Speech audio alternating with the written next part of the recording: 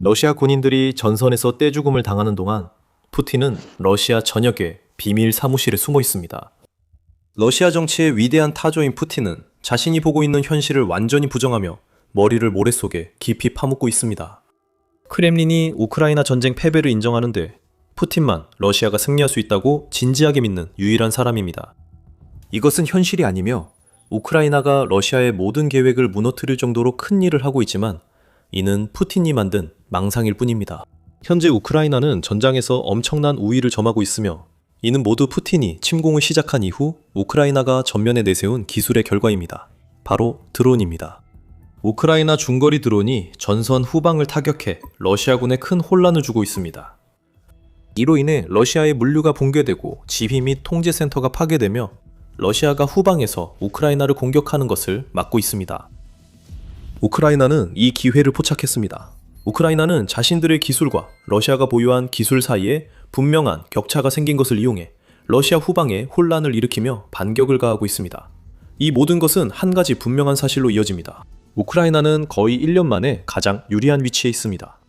이는 우크라이나의 대통령 볼로디미르 젤렌스키가 4월 3일에 한 말로 영국 정보기관이 제공한 정보에 따르면 현재 우크라이나 전선의 상황이 오랜만에 우크라이나에게 이만큼 유리한 적이 없었다고 밝혔습니다. 참고로 수요일에 우리 정보기관의 보고와 영국 정보기관의 분석이 있었습니다. 저는 MI6로부터 전선 상황 평가를 받았으며 젤렌스키 대통령은 지금이 지난 10개월 중 우크라이나의 가장 좋은 상황이라고 밝혔습니다. 중거리 드론이 그 주요 이유입니다. 크렘린과 러시아 군부에는 푸틴 대통령에게 경고하려는 이들이 많지만 대통령은 여전히 귀를 막고 있습니다. 곧 그 경고와 푸틴의 망상에 대해 다시 이야기하겠습니다. 먼저 전쟁연구소 ISW는 우크라이나 드론이 현재 하늘을 장악하고 있다는 평가를 뒷받침합니다. 4월 열흘 X에 게시된 글에서 전쟁연구소 ISW는 러시아군보다 드론에서 우위를 점했다는 전장 보고가 확인되는 것으로 보인다고 밝혔습니다. 전쟁연구소 ISW는 이 우위가 러시아 본공세가 멈춘 핵심 이유이자 우크라이나의 반격 원동력이라고 밝혔습니다. 우크라이나의 최근 성공의 핵심은 러시아 방공 시스템에 대한 공격이 증가한 것으로 보이며 이는 앞서 언급한 중거리 드론 공격이 가능하도록 안전한 공중 통로를 열어주었습니다. 애틀랜틱 카운슬은 수년간 드론 전선에서의 치열한 공방 끝에 우크라이나가 러시아를 확실히 앞서고 있다고 밝혔습니다. 단거리와 장거리 공격에 더해 푸틴 군대의 근접 후방에 대한 공격도 이루어지고 있어 우크라이나는 FPV 드론이 우크라이나의 광대한 살상구역에서 커버하는 약 20km 뒤의 거리까지도 타격할 수 있게 되었습니다. 또한 우크라이나 장거리 드론이 러시아 본토 타격을 위해 비행하는 300km 이상의 거리 이전 구간까지도 타격할 수 있습니다. 다시 말하지만 이는 기술 차이에서 비롯됩니다. 우크라이나 기술이 러시아보다 뛰어납니다. 그리고 그것은 푸틴이 절대 받아들일 수 없는 일입니다. 그것은 기존 이야기를 뒤엎고 선전을 망칩니다. 하지만 숫자는 거짓말하지 않습니다. 러시아의 공세에 대해 모든 것을 보여줍니다. 1월 이후 우크라이나의 중거리 타격은 거의 3배로 늘었습니다. 보도에 따르면 1월에는 41건의 타격이 있었습니다. 2월에는 우크라이나가 중거리 드론 61대를 투입했고 3월에는 우크라이나가 러시아를 향해 115대의 치명적인 신형 무기를 보냈습니다. 이러한 중거리 타격은 우크라이나군 총사령관 알렉산드르 시르스키가 밝힌 바와 같이 우크라이나의 무인 시스템 부대가 현재 하루에 11,000건의 전투 임무를 수행하고 있는 것의 일부입니다. 이것은 거침없는 드론 우세으로 3월이 최고조였습니다. 우크라이나 드론 부대는 15만 개의 확인된 표적을 타격했으며 이는 2월에 비해 50% 더 많은 수치입니다. 그 수치는 계속 늘고 있습니다. SIS에 따르면 우크라이나의 중거리 타격으로 러시아 창고와 물류시설 143곳이 파괴됐습니다. 러시아 지휘소 52곳, 후방 석유, 가스, 에너지 인프라 시설 20곳, 이 우크라이나 드론의 압도적 힘에 의해 파괴됐습니다. 이 수치는 부정할 수 없으며 러시아 내 많은 이들에게는 그렇지 않습니다. 푸틴이 현실을 외면하려고 해도 크렘린궁에서는 경고음이 울리고 있습니다. 러시아의 고위층은 푸틴이 보지 않더라도 벌어지고 있는 재앙을 분명히 보고 있으며 그에게 경고하려 하고 있습니다. RBC 우크라이나가 4월 열흘에 보도한 바에 따르면 2024년 5월부터 러시아 국방장관이 된 안드레이 벨로우소프는 푸틴이 세르게이 쇼이구를 해임한 후 임명되었으며 그는 푸틴에게 상황을 알리려 하고 있습니다.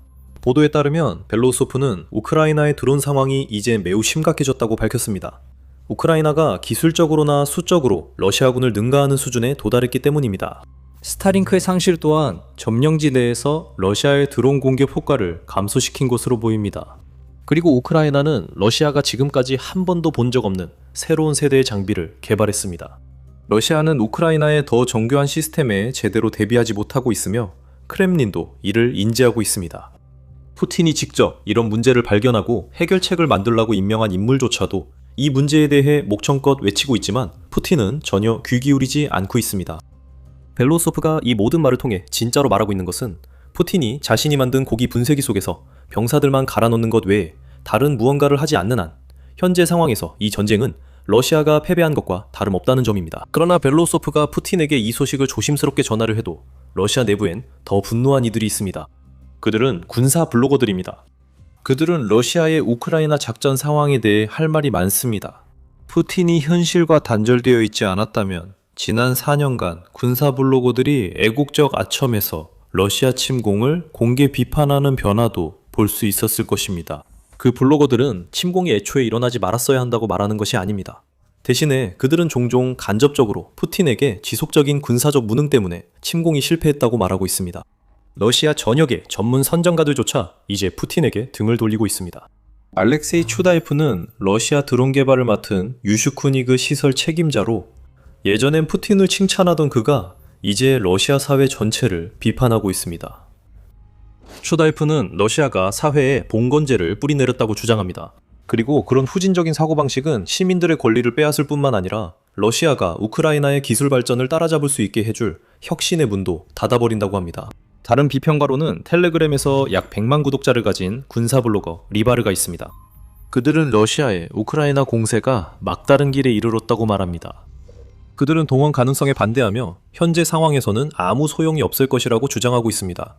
심지어 전선의 푸틴 휘하 장군들이 그에게 현실을 숨기고 있다고 비난하기도 하며 이 모든 것은 러시아 대통령이 망상의 바다에서 계속 길을 잃고 떠돌 수 있도록 하기 위함이라고 말합니다.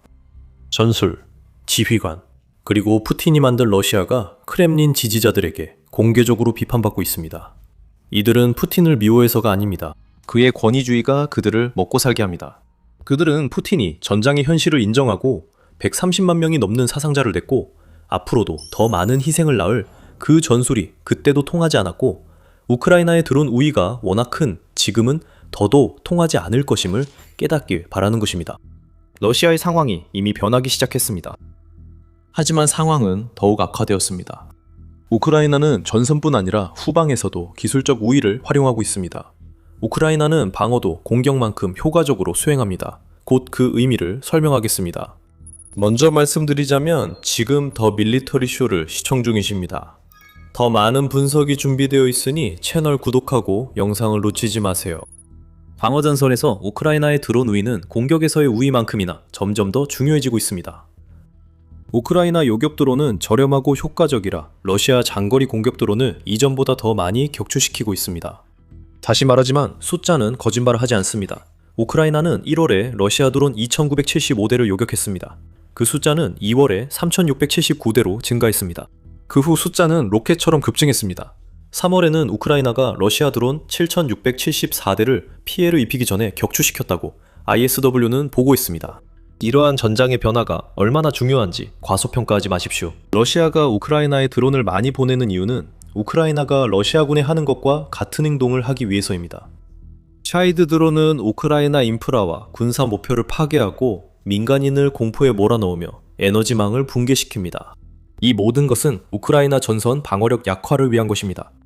하지만 우크라이나의 요격률이 오르고 러시아가 기술적 진보에 대응하지 못해 이 모든 것이 점점 사라지고 있습니다. 우크라이나가 러시아 후방에 균열을 내고 있습니다. 러시아는 우크라이나 후방을 같은 방식으로 흔들지 못하고 있습니다. 이에 대한 푸틴의 반응은 무엇이었을까요? 그는 우크라이나 전쟁에 대한 거짓 서사를 바탕으로 러시아가 힘있는 척 행동하고 있습니다. 우리는 4월 7일 에도일을 목격했습니다. 우크라이나가 드론 기술에서 러시아를 앞서자 푸틴은 해결을 위한 실질적 조치를 취하지 않았습니다. 그는 러시아 전술을 바꾸지 않고 있습니다. 러시아는 4월 11일 전 24시간 동안에만 1,440명의 병력을 잃었습니다. 그러니 여전히 러시아 병사들이 우크라이나 드론에 먹잇감이 되고 있는 셈입니다. 이제 블라디미르 푸틴은 발트 3국에 약한 경고만 할 수 있습니다. 그는 이 국가들이 러시아를 겨냥한 우크라이나의 장거리 드론 공격을 지원한다고 믿습니다. 에스토니아, 라트비아, 핀란드 등에서 우크라이나가 이들 국가의 영공을 이용해 러시아의 발트해 석유 인프라를 장거리 공격하면 러시아가 대응하겠다는 모호한 위협이 있었습니다. 우크라이나는 실제로 이런 공격을 여러 차례 했습니다. 러시아의 두 주요 발트해 항구는 3월 말부터 4월 초까지 우크라이나 드론의 반복적인 공격을 받아 폐쇄되었습니다. 하지만 이것이 푸틴이 할 수 있는 전부입니다. 그는 항상 해오던 똑같은 위협만을 내뱉으면서 자신이 직면한 진짜 문제를 완전히 오해하고 무시하고 있습니다. 푸틴이 걱정해야 할 것은 발트 3국이 우크라이나를 돕고 있다는 사실이 아닙니다. 그 자신의 의도적인 망상이 훨씬 더 큰 문제입니다. 그중 가장 큰 망상은 러시아가 푸틴이 시작한 전쟁에서 승리할 수 있다는 믿음입니다. 4월 9일 영국 매체 더 스탠다드의 국방 담당 에디터인 로버트 폭스는 푸틴이 현실을 받아들이기를 거부하는 모습을 설명했습니다. 그들은 러시아 깊숙한 곳까지 타격을 가하고 있고 실제로 큰 피해를 주고 있습니다. 라고 폭스는 우크라이나에 대해 말했습니다. 이어서 그는 이렇게 덧붙였습니다. 하지만 문제는 이런 피해가 러시아 신문에까지 보도되고 있음에도 불구하고 푸틴 자신은 이 모든 것을 완전히 부정하고 있다는 점입니다. 바로 그겁니다. 러시아 언론과 군사 블로거들, 심지어 자신의 국방장관까지 경고하고 있음에도 불구하고 푸틴은 누구의 말도 들으려 하지 않고 있습니다. 그는 이 전쟁에서 승산이 있다고 믿는 유일한 러시아인으로 변해가고 있습니다. 심지어 크렘린도 우크라이나 상황이 위급하다고 말하는데도 그렇습니다. 이제 남은 건 푸틴이 모든 것이 무너지는 상황에서 얼마나 더 현실을 부정할 수 있느냐입니다. 3월에 러시아의 월간 사상자 수는 29% 증가하여 사상 최고치인 35,351명에 달했으며 이 중 96%가 드론에 의해 발생한 것으로 나타났습니다. 같은 달인 2026년 3월 17일에는 러시아가 하루 동안 가장 많은 사상자를 기록하며 1,710명의 병력을 잃는 신기록을 세웠습니다. 하지만 전장에서 아무리 많은 죽음이 있어도 푸틴에게는 영향이 없다는 걸 알고 있습니다. 그는 병사들을 청알바지로 여기니 그들도 그의 기대대로 행동하는 셈입니다.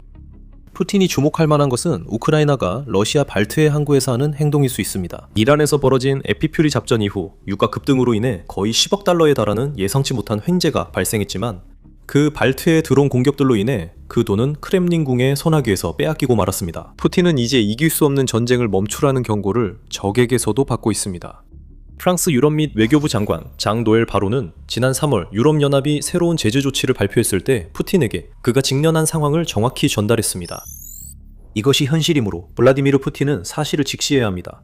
그가 자국을 고갈시키고 실추시킬 위험까지 감수하며 몰아넣은 침략 전쟁은 멈춰야 합니다. 이것은 전략적, 정치적, 경제적 실패로 지금 끝내야 합니다. 바로는 러시아의 실패가 우크라이나뿐 아니라 전 세계 어디서나 드러났다고 강조했습니다. 바로는 유럽연합이 러시아보다 아프리카에 200배 더 투자한다고 했습니다. 푸틴의 영향력이 약해지고 있다는 뜻입니다. 니콜라스 마두로, 알리 하메네이, 바샤르 아라사드가 베네수엘라, 이란, 시리아에서 입은 손실은 러시아의 글로벌 영향력에 더 큰 타격을 주었습니다. 푸틴은 우크라이나와 세계 무대에서도 무너지고 있습니다. 푸틴도 이제는 남의 말을 들어야 할 때입니다. 그의 장관들, 러시아 군사 블로거들, 해외 장관들, 불타는 석유, 죽은 러시아 군인들, 러시아 재정에 난 구멍, 그리고 우크라이나의 중거리 드론이 가까운 후방에서 또 다른 자산을 파괴할 때 나는 윙윙거리는 소리까지 푸틴은 이 모든 것에 귀를 기울여야 합니다. 이 중 적어도 하나는 푸틴의 현실 부정을 뚫고 그가 한때 우크라이나 전쟁에서 상상했던 어떤 승리도 이제는 불가능하다는 사실을 깨닫게 해야 합니다. 당신도 그렇게 생각하고 싶겠죠. 하지만 푸틴은 여전히 망상에 갇혀있고 그의 행동은 그 자신에게는 강한 위치에서 나온 것처럼 보이지만 우크라이나에서 러시아의 잦은 실패를 보는 이들에게는 절박함의 신호일 뿐입니다. 푸틴은 2025년 말 러시아에서 신년 연설을 했을 때 자신과 나아가 러시아 국민 모두가 러시아 군대와 그 승리를 믿어야 한다고 말했습니다.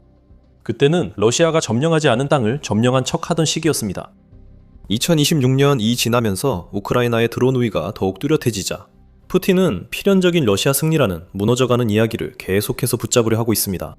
우리는 3월 말쯤 그런 모습을 볼 수 있었는데 기억하실지 모르겠지만 2026년 3월은 러시아군의 사상자가 사상 최고치를 기록한 달이었습니다. 푸틴은 구식 전술로 자국 병사들이 크게 희생되자 우크라이나의 2달 내 돈바스 철수를 최후 통첩했습니다. 우크라이나가 거부하면 어떻게 될까요? 러시아가 공격해서 어떻게든 승리한다는 겁니다. 러시아가 3월 봄 공세에서 성과를 내지 못하고 우크라이나가 중거리 드론으로 러시아 후방을 공격하는 상황에서 러시아가 목표를 달성할지는 불확실합니다. 그 공세와 관련해서 3월 25일에 유나이티드 24 미디어가 푸틴의 상황이 실제로 어떻게 돌아가고 있는지 요약했습니다. 우크라이나가 단 3일 만에 러시아 신병들의 일주일치 병력을 전멸시켰다고 언급했으며 앞서 언급한 하루 1710명의 기록적인 사상자, 그 성과를 잘 보여주고 있다고 강조했습니다. 이것이 바로 봄 공세의 현실입니다. 푸틴의 꼭두각시들이 전선과 후방에서 두들겨 맞으며 무질서하게 학살당하고 있습니다. 하지만 그들이 더 나은 결과를 기대할 수 있었을까요? 이런 부정과 망상에 더해 푸틴은 병적인 편집증에 사로잡혀 전선에서 무슨 일이 벌어지는지 실제로 전혀 모를 수도 있습니다. 이 사람은 비즈니스 인사이더가 2023년 특종에서 밝혔듯이 휴대전화나 인터넷을 사용하지 않으며 전장 상황 보고도 오직 가장 가까운 측근들이 전달할 때만 받는다고 합니다. 푸틴은 자신을 둘러싼 정보의 진공 상태를 만들어냈고 그 진공을 뚫으려는 사람은 그의 곁에 오래 머무르지 못하는 경향이 있습니다. 미스터 보리소프, 러시아의 드론 기술 현주소에 대해 그렇게 솔직히 말하지 말았어야 했을지 모릅니다. 미래의 창문에서 떨어질 수도 있고 운이 좋으면 크렘린의 부패를 조장하는 사람에게 조작된 부패 혐의를 받을 수도 있습니다. 푸틴이 러시아 올리가리에게 우크라이나 전쟁 자금 지원을 요청했다는 소문이 늘고 있지만 폴리티코는 푸틴이 이를 부인했다고 전했습니다. 그래도 그는 전쟁의 심각한 실패를 어느 정도 이해하고 있음을 보여줍니다. 러시아는 며칠 만에 끝났어야 할 군사작전에 추가 자금을 더 요청할 처지가 아니어야 하지만 벌써 4년이 지났고 러시아 사정은 갈수록 나빠지고 있습니다. 화요일에 파이낸셜 타임즈는 전 세계가 주목하게 만든 보고서를 발표했습니다. 도널드 트럼프 대통령은 중국에서의 고위급 방문을 마치고 막 돌아왔으며 그곳에서 시진핑 중국 국가주석과 광범위한 회담을 가졌습니다. 파이낸셜 타임즈는 회담 중 시진핑 주석이 푸틴 러시아 대통령이 우크라이나 침공을 후회할 수 있다고 언급했다고 주장했습니다. 그것은 충격적인 발언입니다.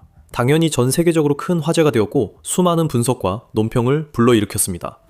CNN에 기고한 브렛 H. 맥거크는 전장의 새로운 흐름이 그녀의 주장이 옳다는 점을 시사하며 그 발언이 트럼프 외교에 전쟁을 끝낼 새로운 기회를 주지만 이전과는 다른 접근법이 필요하다고 주장했습니다.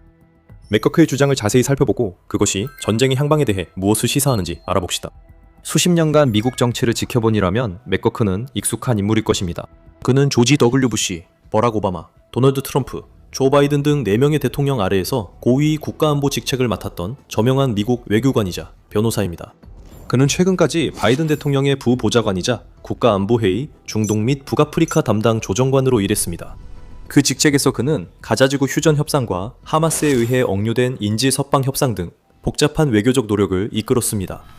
이전에 그는 오바마 대통령과 트럼프 대통령 아래에서 ISIL 격퇴를 위한 국제공조체의 대통령 특사로 일했으며 이라크와 시리아에서 ISIL의 영토 상실에 핵심적인 역할을 한 국제공조체를 이끌었습니다. 그 이전에는 부시 대통령 아래에서 2007년 이라크 증파 전략의 핵심 설계자였으며 미국 이라크 안보협정 협상에도 기여했습니다. 그래서 그의 전문 분야가 주로 중동 지역이긴 하지만 그는 복잡한 협상과 이를 강한 입장에서 마무리하는 데 필요한 것들에 대해 확실히 매우 잘 알고 있습니다. 그는 CNN 국제문제 분석가로 활동하며 칼럼에서 시진핑의 발언이 트럼프가 러시아가 합의에 나서도록 압박할 기회가 된다고 주장합니다. 또한 전장의 새로운 현실이 협상 조건을 우크라이나에 유리하게 해야 하는 이유도 설명합니다. 이제 트럼프와 중국 고위 관리들 모두 시진핑이 그런 말을 했다는 것을 단호히 부인했다는 점을 주목할 필요가 있습니다. 파이낸셜 타임즈는 시진핑 발언이 미국 측의 베이징 정상회담 평가를 잘 아는 여러 사람들에 의해 보고됐다고 전했습니다. 이들의 이름은 공개되지 않았습니다.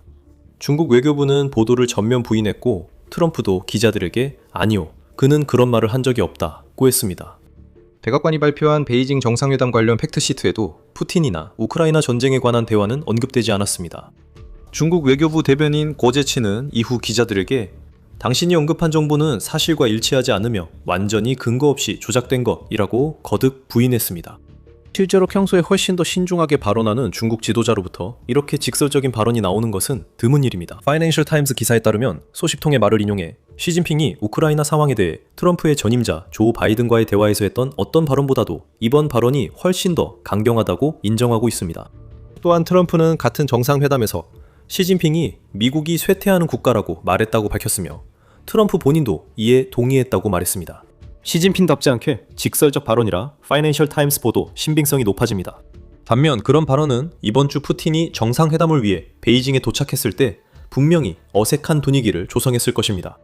그런 어색함은 없었습니다. 러시아와 중국 소셜미디어에선 푸틴이 행사 중 재킷을 벗은 일을 자랑스럽게 언급하고 있습니다. 러시아 문화에서 이것은 누군가가 안심하고 편안함을 느낀다는 신호라고 합니다. 그러니 시진핑이 실제로 그렇게 말했다는 게 사실인지 아닌지 누가 정말 알 수 있을까요?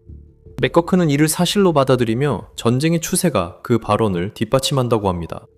푸틴은 2026년 이야말로 자신이 가진 병력과 인원수의 우위를 바탕으로 그의 군대가 전선을 돌파하고 우크라이나 동부의 분쟁 지역을 장악하는 해가 되기를 바랐습니다. 하지만 그런 일은 일어나지 않았습니다. 적어도 아직까지는 말이죠. 러시아는 오히려 후퇴 중인 것으로 보입니다. 전쟁연구소 ISW 대PW를 불려 이 평가에 따르면 2024년 우크라이나가 러시아의 쿠르스크 지역에 진입한 이후 처음으로 4월 살얼을 부고비다 그지고 면배들 추시력을 기록했습니다. 순영토 이득을, 러시아가 순영토 손실을 기록했습니다. 보고서에 따르면 약 45제곱마일의 영토가 탈환되었습니다. 이코노미스트의 전쟁 추적기 또한 2026년부터 현재까지 우크라이나가 2023년 이후 처음으로 소규모이지만 의미 있는 영토 이득을 거두었다고 언급하고 있습니다. 이러한 보고서는 같은 기간 동안 러시아 측이 주장하는 내용과는 크게 다릅니다. 러시아 참모총장 발레리 게라시모프는 최근 러시아군이 2026년에 약 1700제곱킬로미터의 영토를 점령하고 80개의 거주지를 장악했으며 루안스크주에 남아있던 마지막 거주지들을 해방시켰다고 주장했습니다. 러시아가 공개한 위치가 확인된 영상은 그 발언의 마지막을 뒷받침하는 듯 했습니다. 전쟁의 안개라고 부르든 선전이라고 부르든 우크라이나의 순진격을 뒷받침하는 또 다른 더 끔찍한 통계가 있습니다. 바로 양측이 사망자 시신을 교환하는 것입니다. 양측이 교환한 전사자 수는 오랫동안 러시아의 인명피해가 우크라이나보다 훨씬 많다는 서방과 우크라이나의 주장에 도전이 되어 왔습니다. 일부 지역의 추정치는 믿기 어려울 만큼 높았습니다. 예를 들어 2025년 날 우크라이나 정보 당국의 평가에 따르면 쿠피안스크시를 천천히 점령하는 과정에서 우크라이나군 1명이 전사할 때마다 러시아군 27명이 사망했다고 추정했지만 로이터는 그 수치를 확인할 수 없었습니다. 이번 주 우크라이나군 총사령관 알렉산드르 시르스키는 전체 손실 비율을 훨씬 낮게 제시했습니다. 그는 전사자 수가 날마다 다르지만 7, 9배까지 차이나며 이것이 사망자 비율이라고 했습니다. 그 수치는 쿠피안스크에서 주장된 수치보다 3배나 낮을 수 있지만 여전히 극단적입니다. 군사적 경험칙에 따르면 공격하는 군대는 보통 성공적인 공세를 펼치기 위해 최소한 3대 1의 병력 우위를 가져야 한다고 합니다. 해당 지역이 강하게 요새화되면 기준이 5대 1로 상승합니다. 이 비율은 공격군이 방어군보다 사상자가 많음을 의미하며 실제로도 그렇습니다. 따라서 7대 1이나 9대 1의 비율은 러시아군에 큰 손실을 줍니다. 독립적인 서방 분석가들은 대체로 더 신중하게 추정합니다. 전략국제문제연구소 CSIS와 같은 소식통에 따르면 사망자, 부상자, 실종자를 모두 포함한 전체 사상자 수는 러시아가 우크라이나보다 약 2.5대 1로 유리하다고 합니다. 하지만 사망자만 놓고 보면 우크라이나가 더 높은 비율을 보이고 있습니다. 문제는 양측의 전사자 교환 비율이 반대로 크게 기울어져 있다는 점입니다. 러시아 전쟁 손실 추적기 로스트아머가 공식 출처를 바탕으로 집계한 자료에 따르면 2022년 러시아 침공 이후 양측은 정기적으로 전사자 교환을 진행하고 있습니다. 청합으로 러시아는 24,955구의 우크라이나 시신을 돌려보냈고 그 대가로 3,459를 받았습니다. 러시아군 1명당 우크라이나군 7.23명이 사망해 전체 교환 비율이 이렇습니다. 2026년 현재까지 우크라이나인 시신 3,528구가 반환되고 그 대가로 러시아인 시신 155구가 인도되어 비율은 22.76대 1입니다. 이는 2025년에 교환된 숫자보다 상당히 낮은데 그때는 우크라이나인 시신 16,304구가 러시아인 시신 439구와 교환되어 비율이 37.14대 1이었습니다.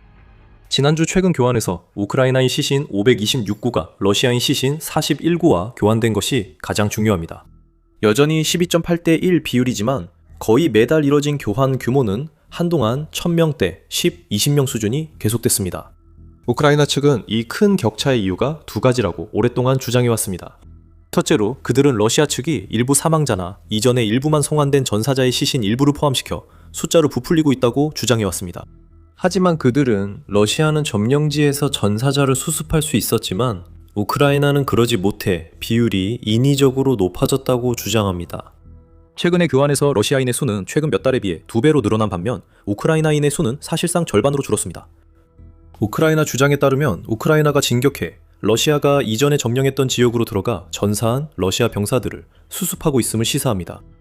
네커크는 러시아 공세가 교착되고 우크라이나가 성과를 내자 그 압박이 러시아 내부에도 나타나고 있다고 주장합니다. 이제 전쟁 비용에 대한 불만이 공개적으로 나오고 있습니다. 최근 며칠간 드물게 공개 반대 의견이 나왔으며 러시아 국회의원 레나트 술라이마노프는 러시아 경제가 우크라이나 장기전을 버티기 어렵다고 경고했습니다. 그는 현재 연방 예산의 40%가 국방과 안보에 쓰이며 이는 전체 사회복지 지출보다 1배 반 더 많다고 언급했습니다. 솔라이마노프는 막대한 지출이 인플레이션을 부추기고 투자 사회 프로그램을 위축시키며 장기적으로 경제를 왜곡한다고 주장했습니다. 그는 탱크와 포탄이 소비자 가치를 지니지 않는다고 했습니다. 이런 종류의 발언은 보통 누군가가 24층 창문에서 실수로 떨어지는 결과를 낳곤 합니다. 솔라이마노프의 공개 발언은 용기 있는 행동이며 장기화된 전쟁으로 러시아 경제 압력이 커지고 있음을 보여줍니다. 또 다른 신호는 푸틴 지지율이 급락하고 있다는 점입니다. 러시아 국영 여론조사기관 VTSIOM에 따르면 푸틴의 지지율은 2026년 4월 말 65.6%로 떨어졌으며 이는 우크라이나 전쟁이 시작된 이후 가장 낮은 수치입니다. 이는 2025년 12월에 비해 12%포인트 이상 크게 하락한 수치로 이로 인해 국가가 통제하는 여론조사기관은 향후 여론통제를 위해 조사 방식을 수정하게 되었습니다. 네커크는 우크라이나 드론이 압박의 핵심 요인이라며 이를 전력 승수로 칭합니다. 그는 우크라이나가 생존을 위해 방어하는 국가가 아니라 대량 생산된 자율 시스템으로 전쟁을 재정의하는 군사 혁신가처럼 보인다고 썼습니다. 이로써 전쟁 초반 러시아의 인력 우위로 승부가 난다는 가정이 깨졌습니다. 전선에서는 우크라이나가 현재 15km 규모의 살상구역을 구축해 러시아가 끊임없는 드론 공격에 노출되지 않고는 전진할 수 없게 만들었습니다. 그건 사실이지만 반드시 설득력 있는 주장은 아닙니다. 펜타곤 감찰관의 최근 분기별 대서양 결의작전 보고서에 따르면 러시아는 전술 드론 배치에서 상대적인 균형을 이루었다고 합니다. 보고서에는 러시아가 지속적이고 고강도의 공격작전을 수행할 수 있는 능력을 여전히 더 많이 보유하고 있으며 직사화력, 군수, 전력 생성, 전력 보호 측면에서 우위를 점하고 있다고도 명시되어 있습니다. 가장 중요한 군사 소식에 대한 1일 업데이트를 원하신다면 지금 구독 버튼을 눌러주세요. 저희 군사 프로그램에서는 단순히 헤드라인만 복사해서 전달하지 않습니다. 저희는 진짜 이야기와 의미를 깊이 전달합니다. 채널 구독으로 놓치지 마세요. 결론적으로 러시아는 전선 전역에 동일한 살상지대를 구축했으며 우크라이나군이 그 지대를 돌파하는 것은 러시아군이 돌파하는 것만큼이나 어렵고 큰 희생이 따릅니다. 드론 전쟁에서 전선이 다소 교착 상태이지만 우크라이나의 러시아 본토 깊숙한 장거리 타격은 점점 격화되며 피해도 커지고 있습니다. 네커크에 따르면 우크라이나 드론은 러시아 내 군사 비행장, 공장, 에너지 인프라, 탄약고, 물류 거점 등 깊숙한 곳까지 일상적으로 타격하고 있습니다. 우크라이나 드론이 모스크바까지 도달할 수 있는 능력은 푸틴이 수도에서 열리는 전승절 기념행사 기간 동안 일시적인 휴전에 관심을 갖게 만든 요인 중 하나로 알려져 있습니다. 이는 드론이 어디선가 갑자기 나타나 행사를 망칠 위협 없이 퍼레이드를 진행할 수 있도록 하기 위함이었습니다. 오히려 그는 최근 우크라이나 드론 공격의 심각성을 축소하고 있습니다. 최근 몇 달간 우크라이나의 장거리 드론 발사가 급격히 증가했으며 지난 2년간 꾸준히 늘어났습니다. 비유적으로도 실제로 많은 러시아 시설들이 공격당한 경우에도 해당됩니다. 2024년 1월에는 110대였던 무인 항공기 UAV 발사 횟수가 2026년 3월에는 7,000대를 넘었으며 2025년 한 해 동안만 해도 총 발사 횟수가 5배로 증가했습니다. 3월 우크라이나의 한 달간 장거리 드론 발사 수가 처음으로 러시아를 앞질렀습니다. 러시아 당국은 1년 넘게 수도에서 발생한 최대 규모 공격이 있었으며 방공량이 550대 이상의 드론을 요격했다고 밝혔습니다. 한 번의 공격으로 1,000대 넘는 드론이 모스크바 지역과 러시아 내륙 여러 지역을 겨냥했습니다. 네커크가 지적했듯이 이런 공격들로 러시아는 방공망 분산, 항공기 재배치, 기반 시설 강화, 본토 방어에 더 많은 자원을 투입하게 됐습니다. 우크라이나는 전장을 확장해 전쟁 비용을 늘리고 있고 모스크바는 우크라이나 전장에서 영토 확보에 어려움을 겪고 있습니다. 네커크는 푸틴이 전략적 패배에 직면하고 있다고 말했습니다. 그는 공격 전쟁은 지도상 경계선이 아니라 처음 정한 정치적 목표 달성 여부로 평가된다고 썼습니다. 푸틴이 침공 당시 내세운 전쟁 목표에는 우크라이나의 완전한 예속, 나토 동맹의 약화, 그리고 러시아를 유라시아의 지배적 강국으로 복원하는 것이 포함되어 있었습니다. 이 목표들은 모스크바에 점점 더 어려워지고 있습니다. 우크라이나를 완전히 예속시키는 측면에서 맥거크는 전쟁의 전장과 결과는 이제 우크라이나 동부의 돈바스 지역에 집중되어 있으며 러시아군이 푸틴의 초기 목표였던 키이우를 점령할 가능성은 없습니다 라고 말합니다. 전선은 돈바스를 훨씬 넘어 하르키우, 수미, 드니프로페트로스크, 자포리자, 헤르손 주에서도 치열하게 이어지고 있지만 기본적인 취지는 맞습니다. 러시아가 대규모 예비군을 동원하고 벨라루스를 통해 새로운 대규모 공세를 시작하지 않는 한 최근 젤렌스키와 시르스키가 모두 경고해온 일이지만 러시아가 키이우를 점령하려는 능력이 있다는 증거는 거의 없습니다. 그렇다면 러시아가 다시 유라시아의 지배적인 강국으로 자리 잡을 수 있을까요? 누구에게 묻느냐에 따라 다릅니다. 맥거크 등 일부는 가능성이 낮아진다고 하나 베이징 정상회담에서 푸틴과 시진핑은 그런 경고를 무시한 듯 했습니다. 정상회담에서 두 정상은 러시아와 중국이 주도할 다극화 세계의 형성에 관한 공동선언문에 서명했습니다. 47쪽 분량의 정책 문서는 인민대회당에서 약 40여 개의 다른 협력 협정들과 함께 서명되었습니다. 이 문서는 주권 존중과 국가 간 평등, 나토, 오커스 등 군사동맹 확대 반대의 세계 질서를 촉구하며 이를 정글의 법칙에 비유합니다. 양국 정상들은 전략적 동반자 관계를 강대국의 모범이자 미국의 일방주의와 패권 견제 세력으로 보고 있습니다. 나토 약화와 관련해서는 최근 어느 정도 동맹이 약화되었다고 볼 수 있는 사례가 있지만 러시아가 이에 어떤 영향을 미쳤는지는 매우 논쟁의 여지가 있습니다. 도널드 트럼프는 나토를 열렬히 지지하지 않았습니다. 그와 그의 행정부의 고위 인사들, 예를 들어 국무장관 마르코 루비오와 국방장관 피트 헥세스는 미국이 동맹에 과도하게 기여하고 있다고 보는 점에 대해 의문을 제기하는 여러 발언을 해왔습니다.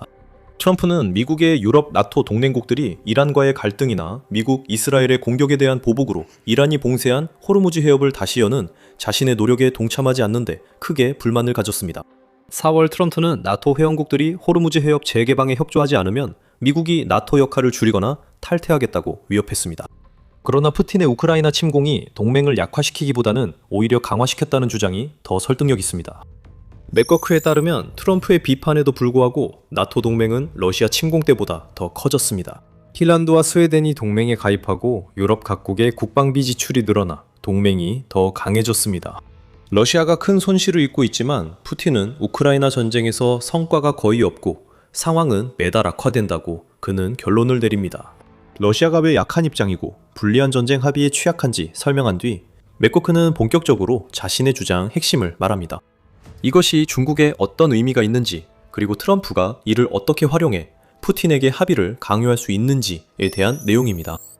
시진핑이 인민해방군에게 2027년까지 대만 점령 작전을 수행할 준비를 하라고 명령했지만 그의 군대는 아직 실전 경험이 없으며 우크라이나는 결연한 방어자를 상대로 신속한 정치적 붕괴를 이루는 것이 얼마나 어려운지 보여주고 있다고 그는 씁니다. 앞으로 6개월 동안 시진핑은 이러한 흐름을 면밀히 살피며 대만에 대한 자신의 궁극적인 계획을 세울 때 장단점을 평가할 것입니다. 맥거크는 이것이 미국에게 시진핑의 신중함을 더욱 강화하고 푸틴을 강하게 압박할 수 있는 절호의 기회를 제공한다고 생각합니다. 지금 현명한 선택은 나토와 나토의 우크라이나 지원을 강화하여 푸틴에게는 다시 기세를 되찾을 기회가 없다는 것을 보여주고 시진핑에게는 대만에 대한 움직임이 있을 경우 조직적인 대응이 있을 것임을 알리는 것입니다. 그가 지적했듯이 트럼프의 우크라이나 목표는 외교적 합의로 전쟁을 끝내는 것이며 이는 우크라이나가 안보 보장과 영토 양보를 교환할 가능성이 큽니다. 그는 외교 실패 이유가 우크라이나는 방어 가능한 영토를 포기하지 않고 러시아는 여전히 그 영토 점령이 가능하다고 믿기 때문이라고 정확히 지적합니다. 노련한 협상가로서의 모든 경험을 드러내며 그는 양측 모두가 똑같이 자신감이 있고 시간이 장기적인 목표에 유리하게 작용한다고 느낄 때 돌파구가 되는 협상은 거의 성공하지 못한다는 점을 간결하게 지적합니다. 이제 우크라이나의 유리한 흐름이 이어지자 맥거크는 교착 상태의 전제가 더 이상 맞지 않는다고 생각합니다. 트럼프의 외교정책 전제는 우크라이나가 약소국이라 협상에서 양보하지 않으면 전쟁에서 질 수밖에 없다는 그의 발언에 기반합니다. 그 전제는 한때 의심받았지만 이제는 틀렸다고 그는 썼습니다. 전장의 새로운 현실이 외교 성공에 새로운 기회를 제공합니다. 우크라이나는 이제 방어에 더 자신감을 갖고 워싱턴의 약속에 덜 의존하게 됐습니다. 러시아는 이제 돌파구 없이 사상자 증가와 경제적 압박이라는 미래에 직면해 있습니다. 맥거크에 따르면 이것이 판을 다시 짭니다. 예상할 수 있듯이 미국이 이란을 상대로 에피퓨리 작전을 시작한 이후로 미국의 중재 노력은 거의 중단된 상태입니다. 미국 측은 당연히 더 시급한 문제들을 신경을 쓸 수밖에 없었습니다. 미국이 중재한 마지막 공식 협상은 2월에 열렸고 이후 별다른 움직임은 없었지만 곧 상황이 바뀔 수도 있습니다. 푸틴의 핵심 보좌관 유리 우샤코프는 5월 20일 우크라이나 관련 미국 협상가 스티브 위트코프와 트럼프의 사위 제러드 쿠슈너가 몇 주 내 러시아를 방문할 것이라 밝혔습니다. 맥거크는 트럼프가 기회가 왔을 때, 즉 트럼프에게 유리한 상황일 때 이 기회를 잡아야 한다고 생각합니다. 지금 전쟁을 끝낼 수 있는 가장 좋은 기회는 트럼프가 지금까지 해왔던 것처럼 우크라이나의 약점을 당연하게 여기지 않는 데 있습니다. 러시아의 취약성이 커지면서 우크라이나가 수용할 조건으로 합의를 강요할 지렛대가 생겼고 워싱턴은 이를 활용해야 한다고 그는 결론지었습니다. 러시아는 지구상에서 가장 큰 나라로 그 영토는 11개의 시간대와 2개의 대륙 그리고 660만 평방마일에 달하는 땅에 걸쳐 있습니다. 그것은 미국보다 70% 더 큽니다. 그러나 지금 오스트레일리아만 한 영토 일부가 군사적 패배나 침공이 아닌 이유로 조용히 사라지고 있습니다. 사람들이 떠나고 있으며 그들은 돌아오지 않고 있습니다. 이 모든 것은 러시아 극동, 더 정확히는 러시아 전체 영토의 40%를 차지하는 극동 연방 관구에 관한 이야기입니다. 그 모든 땅에는 단지 800만 명, 러시아 전체 인구의 5% 조금 넘는 사람들이 살고 있습니다. 이 숫자는 현대 러시아 역사상 가장 빠르게 줄고 있으며 극북 지역을 제외한 러시아 내 다른 곳보다 감소 속도가 빠릅니다. 러시아 대통령 블라디미르 푸틴은 이것을 국가 안보에 대한 위협이라고 직접 언급했으며 그는 옳습니다. 이 지역은 자원뿐만 아니라 동쪽에서 들어오는 조역과 인구 이동의 관문으로서도 매우 중요합니다. 하지만 크렘린이 이에 대해 무언가를 시도하려고 하면 큰 문제가 하나 있습니다. 그 노력은 실패하고 러시아 극동 지역은 계속해서 서서히 쇠퇴하고 있습니다. 그리고 이것은 이번에는 중국이 러시아로 침입할 가능성을 만듭니다. 이는 1860년 러시아 제국이 차지한 영토가 역사적으로 뒤집히는 것입니다. 하지만 우리가 무슨 일이 일어나고 있는지 그 규모를 보여주기 위해 꼭 그렇게 멀리까지 거슬러 올라갈 필요는 없습니다. 소련이 붕괴됐던 때까지만 돌아가도 충분합니다. 1989년 인구조사에 따르면 현재의 극동 연방 관구가 될 지역에는 약 1035만 명의 인구가 있었습니다. 푸틴이 집권했을 때 말이죠. 그 숫자는 약 880만 명이었습니다. 2025년에는 인구가 겨우 786만 명으로 추정되었습니다. 35년 동안 약 25% 감소한 것입니다. 하지만 이 전체 수치는 특정 지역에서 상황이 얼마나 심각한지 가려주고 있습니다. 러시아 극동 북동부의 외딴 반도인 추코트카는 1991년 이후 인구의 68%를 잃었습니다. 한때 소련 시절 자원 채굴의 중심지였던 마가단주는 63.6%의 인구를 잃었습니다. 캄차카는 34.6% 감소했습니다. 이 수치들은 해당 지역들이 사실상 버려지고 있으며 돌아올 사람이 없다는 것을 보여줍니다. 실제로 푸틴이 집권한 이후 인구는 10% 감소했으며 일부 통계에 따르면 2033년까지 추가로 8%가 더 감소할 것으로 보입니다. 이는 불과 몇 년 전 공식 추정치의 3배에 달하는 수치이며 붕괴 속도는 점점 빨라지고 있습니다. 오늘날 이 지역의 인구는 1970년대 중반보다도 적습니다. 소련 정부는 수십 년 동안 막대한 자원을 들여 인구를 늘렸지만 그 이후 30년 동안 그 노력이 거의 완전히 무너졌습니다. 이런 일이 왜 일어나는지 이해하려면 모스크바가 그 이후로 계속해서 복제하려 했지만 실패한 망가진 소련 모델로 돌아가 봐야 합니다. 소련은 극동 인구 증가를 위해 다양한 때로는 강압적인 방법을 썼습니다. 굴라그 노동은 초기 소련 극동 지역, 특히 북동부에 인프라를 건설했습니다. 하지만 스탈린 이후의 모델은 긍정적인 유인책에 의존했습니다. 이 지역의 임금은 전국 평균보다 50%에서 2배까지 높았습니다. 동쪽에서 온 노동자들은 원래 살던 지역에서 주택을 보장받는 권리가 있었고 이는 소련 주택제도의 중요한 안전망이었습니다. 높은 임금과 비교적 낮은 생활비로 인해 쌓인 저축은 사실상 극동 지역이 미래의 확실한 보상을 보장하는 일시적인 희생으로 인식되게 만들었습니다. 서쪽으로 돌아가면 인구 밀도가 높고 인프라 접근성이 좋으며 기후도 더 쾌적해서 삶이 더 쉬웠기 때문에 그 제도는 직접적이었기에 시행에 어려움이 있더라도 효과적으로 작동했습니다. 국가는 인센티브를 제공했고 제도적 보장을 통제했으며 열악한 환경을 견딜 수 있게 해주는 사회 인프라에 자금을 지원했습니다. 이 지역으로의 순이동은 1980년대 후반까지는 순유입 상태였지만 소련이 붕괴하면서 그 근본적인 보장들도 거의 하룻밤 사이에 사라졌습니다. 동쪽에서 수년간 일했던 노동자들은 갑자기 고향에서 보장된 주거권을 잃게 되었습니다. 그리고 저축은 인플레이션과 금융 시스템의 붕괴로 인해 모두 사라졌습니다. 합리적인 선택은 떠날 수 있을 때 즉시 떠나는 것이었고 그들은 바로 그렇게 했습니다. 1991년 소련이나 러시아 역사상 처음으로 극동 지역에서의 인구 유출이 자연 인구 증가를 넘어섰지만 그 대탈출은 결코 멈추지 않았습니다. 상황을 되돌리기 어렵게 만드는 이유는 오늘날 사람들이 떠나는 이유가 1991년에 떠났던 이유와 같지 않기 때문입니다. 그 당시에는 제도 붕괴와 금융 공황이 원인이었습니다. 오늘날에는 러시아 극동 지역에서의 삶이 비싸고 힘들고 위험하며 비교적 보상이 적다는 합리적인 비용 편익 계산 때문입니다. 그리고 상황은 점점 더 악화되고 있습니다. 소득 측면부터 살펴보겠습니다. 1990년대 중반까지만 해도 극동 지역의 임금은 전국 평균보다 실제로 더 높았으며 보통 약 71% 더 높았습니다. 소련 시절에 개수와 수당이 일부 남아 있었기 때문에 2010년대 후반에는 그 이점이 겨우 18%로 떨어졌습니다. 동시에 이 지역의 생활비는 서부 러시아보다 훨씬 더 높게 유지되었습니다. 하바롭스크와 블라디보스토크 등 남부 도시는 생활비가 25, 30% 더 높았습니다. 캄차카와 사할린 같은 곳에서는 40, 60%, 추코트카에서는 최대 80, 100%까지 더 높았습니다. 계산은 간단합니다. 조금 더 많이 벌지만 훨씬 더 많이 지출하게 됩니다. 그리고 극동 지역에서의 임금 가치와 노보시비르스크나 모스크바에서의 임금 가치 차이는 점점 줄어들고 있습니다. 그리고 삶의 질 문제도 있습니다. 극동 지역의 기대 수명은 전국 평균보다 2, 3년 낮으며 그마저도 그리 인상적이지 않습니다.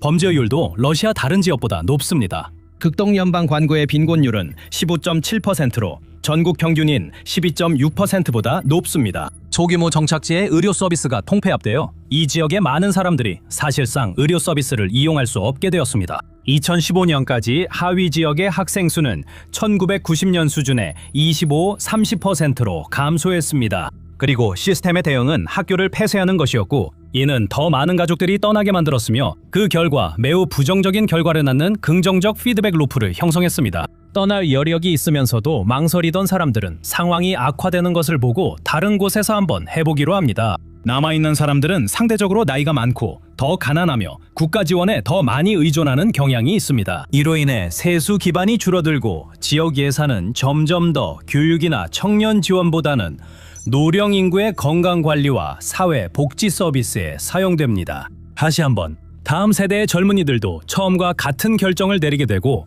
결과는 똑같지만 조금 더 악화됩니다. 앞서 언급했듯 모스크바도 이 문제를 인식하고 있으며 푸틴은 수년간 이를 국가안보 위협으로 언급해왔습니다. 러시아 정부는 이를 해결하기 위해 두 가지 프로그램을 시작했지만 지금까지 그 어떤 것도 효과를 보지 못한 것 같습니다. 소련 시절 극동 개발 프로그램은 1987년에 처음 작성되었습니다. 이 프로그램은 1996년, 2002년, 그리고 2015년의 제도 혁신 물결 속에서도 여러 차례 수정되고 업데이트되고 이름이 바뀌고 다시 시작되었습니다. 여기에는 선진 개발구역, 블라디보스토크 자유항, 무상 토지 분양, 우대 에너지 요금, 항공료 보조 등이 포함되어 있습니다. 이것은 2026년 4월 극동 인구 정책 전략에 관한 강요 회의로 절정에 달했습니다. 하지만 30년간의 여러 프로그램들은 결국 같은 문제로 비결되었습니다. 모델 자체가 더 이상 작동하지 않으며 러시아 과학 아카데미 경제연구소의 연구원들이 그들의 연구 결과를 발표했습니다. 2021년 마지막 인센티브 물결이 있기 5년 전 무상 토지 프로그램은 왜 이 시스템이 작동하지 않는지 보여주는 완벽한 예시입니다. 크렘린은 주민들에게 극동의 땅을 헥타르씩 무료로 제공했습니다. 문제는 그 땅의 대부분이 어디와도 연결되는 도로가 없고 철도 접근성도 없으며 사용하거나 살 수 있게 해주는 어떤 인프라도 없이 제공되었다는 점입니다. 그리고 임금 문제도 있었습니다. 러시아는 특정 직종 노동자 임금을 인상했지만 모스크바는 자주 임금을 제때 지급하지 못했습니다. 이로 인해 노동자들은 더 높은 임금을 받아야 했습니다. 하지만 결국 임금 인상은 지연되거나 취소되어 인상 여부도 불확실해집니다. 극동 지역 인구를 집중시키고 정착시키기 위해 완전히 새로운 인구 100만 명 규모의 도시를 건설하겠다는 제안 등 거창한 계획들도 있었습니다. 하지만 이런 계획들은 발표에 그쳤습니다. 도시를 지을 예산이 없었고 예산이 있어도 마찬가지였습니다. 2022년에 러시아가 우크라이나를 침공하면서 그 예산은 열흘 만에 끝날 전쟁에 자원을 쏟아붓는 데 사용되어 사라졌습니다. 사실 이 전쟁은 극동 지역의 여러 방면에서 영향을 미쳤습니다. 가장 직접적인 영향은 동원령입니다. 왜냐하면 우크라이나 전쟁은 원래 노동력이 부족했던 지역에서 인력을 불균형하게 징집했으며 특히 극동 지역이 가장 큰 피해를 입었습니다. 이미 일할 사람이 부족한 지역에서 경제 활동을 유지하는 데 가장 필요한 인구층은 바로 노동 연령대의 남성들입니다. 이들은 동원되어 전사하거나 부상당했고 징집을 피해 도망치기도 했습니다. 전쟁은 예산도 황폐화시켰습니다. 러시아의 국방비 지출이 다른 모든 분야를 밀어내면서 그 중에서도 인프라가 가장 눈에 띄게 희생되었습니다. 도로는 건설되지 않고 있으며 러시아 계획자들이 2023년까지 논의했던 철도 확장 프로젝트들도 중단된 상태입니다. 그리고 외딴 극동 지역 공동체들끼리 또 러시아 서부 지역과 연결해주는 항공망도 점점 악화되고 있습니다. 2023년 말 제재로 인해 러시아 항공 산업이 서방 부품과 기술에서 단절되자 러시아는 원래 2030년까지 국내외 항공편을 위한 항공기 1000대를 제작하겠다는 계획을 제안했습니다. 2025년까지 제작된 항공기 수는 13대에 불과했고 그 계획은 조용히 폐기되었습니다. 하지만 러시아가 극동을 이뤄가게 만드는 가장 큰 요인 중 하나는 이웃 국가들이 이제 서서히 이 지역을 바꾸기 시작했다는 점입니다. 이런 분석을 더 보고 싶으시다면 밀리터리 쇼를 꼭 구독해주세요. 저희는 지정학, 전쟁 영상을 매일 업로드해 무슨 일이 일어나는지 바로 알 수 있습니다. 다시 극동으로 돌아가 보겠습니다. 중국은 수년간 이 지역에 진출해왔으며 우크라이나 전쟁이 그 과정을 극적으로 가속화시켰습니다. 이제 모스크바가 베이징을 필요로 하는 정도는 베이징이 모스크바를 필요로 하는 정도보다 훨씬 커졌고 그 의존의 대가는 극동 지역에서 치러지고 있습니다. 2025년에는 극동 연방구에 대한 중국의 투자가 1조 루블, 즉 약 135억 달러에 이를 것으로 예상됩니다. 하바롭스크 지역과 중국 간의 교역량은 2024년에 550만 톤 증가했으며 2025년 상반기에만 또다시 36% 증가했습니다. 중국은 사실상 극동 지역 전체 경제를 흡수하고 있으며 연방 내에서 이루어져야 할 교역을 자신들에게 집중시키고 있습니다. 하지만 더 중요한 요소는 인구입니다. 현재 블라디보스토크와 우랄 산맥 사이에 약 50만 명의 중국 시민이 거주하며 그 수는 계속 늘고 있습니다. 비자 면제 협정과 러시아가 투자 유치와 인구 유지를 위해 만든 첨단 개발 구역, 즉 경제 특구에 대한 우대 접근이 이러한 현상을 촉진하고 있습니다. 이러한 경제 특구는 러시아인들을 유지하는 것보다 중국인 노동자들을 끌어들이는데 더 효과적인 것으로 나타났습니다. 우크라이나 외국 정보국에 따르면 극동 지역의 여러 도시와 지역에서는 러시아인이 노동 현장에서 사실상 보이지 않는 공동체가 형성된 것으로 보고되었습니다. 또한 극동에 사는 러시아인들은 원래 그 지역 출신이 아니었다는 점을 기억하세요. 그들은 시베리아 소수민족이 아니라 소련이 더 많은 돈을 벌 수 있다는 약속으로 이주시킨 사람들이었습니다. 그들은 토착민들보다 문화적으로 서부 러시아와 더 비슷합니다. 그리고 그 인구는 사실 이미 몽골이나 중국과 더 가까운 관계를 가지고 있지만 그렇다고 해서 새로운 이민자 물결을 더 잘 받아들이는 것은 아닙니다. 중국 정부도 비슷한 이해관계를 가질 것입니다. 1860년 이전에 외만주가 청나라의 일부였다는 사실을 기억하세요. 그리고 중국은 그 역사적 맥락을 정말로 잊지 않고 있습니다. 이전 몇 년 동안 중국은 이 지역의 러시아 도시들의 예전 중국식 이름을 붙이기까지 했습니다. 물론 그렇다고 해서 중국이 갑자기 150여 년 전에 잃어버린 땅을 되찾기 위해 침공할 것이라는 신호는 아닙니다. 하지만 어쩌면 침공할 필요조차 없을지도 모릅니다. 이미 현지 주민들은 러시아의 경제 정책과 동원, 전시 이익에 따른 불평등한 대우로 인해 큰 부담을 겪고 있기 때문입니다. 이에 맞서 러시아는 비정통적이고 자기 파괴적일 수 있는 전술, 즉 러시아인을 또 다른 동아시아인 집단으로 대체하는 방식을 선택했습니다. 극동 지역의 노동력 부족을 해소하기 위해 모스크바는 평양에 손을 내밀었습니다. 그 방식은 매우 단순합니다. 2024년과 2025년 초에 15,000명 이상의 북한 노동자들이 공식적으로 러시아에 도착했으며 이들 대부분은 극동 지역에 있습니다. 그곳이 노동력이 필요한 곳이자 북한과 가장 가까운 지역이기 때문입니다. 비공식 추산에 따르면 2025년 말 실제 북한 노동자 수는 5만 명에 이를 것으로 보이며 이 지역에서 활동하는 러시아 기업들은 이미 추가로 15만 3천 건의 북한 노동자 고용 계약을 요청한 상태입니다. 수요는 줄어들 기미가 없으며 많은 북한 노동자들이 하루 18시간 근무와 연 2일의 휴일만 주어지는 계약을 노예 노동에 가깝다고 묘사하는 사실에서 그 수요가 얼마나 높은지 알 수 있습니다. 이 구조만 봐도 누가 이익을 얻는지 알 수 있습니다. 북한 노동자들은 적용되는 계약 체계에서 허용되는 최저 수준의 임금만을 받습니다. 러시아 기업들이 지불하는 금액과 노동자들이 실제로 받는 금액의 차액은 평양으로 흘러가며 이는 김정은 정권의 가장 중요한 외화 수입원 중 하나입니다. 이것이 북한이 현재 조건대로 이 협약을 계속 유지하려는 모든 동기를 가지는 이유 중 하나이며 모스크바에 유리하게 재협상할 동기는 전혀 없습니다.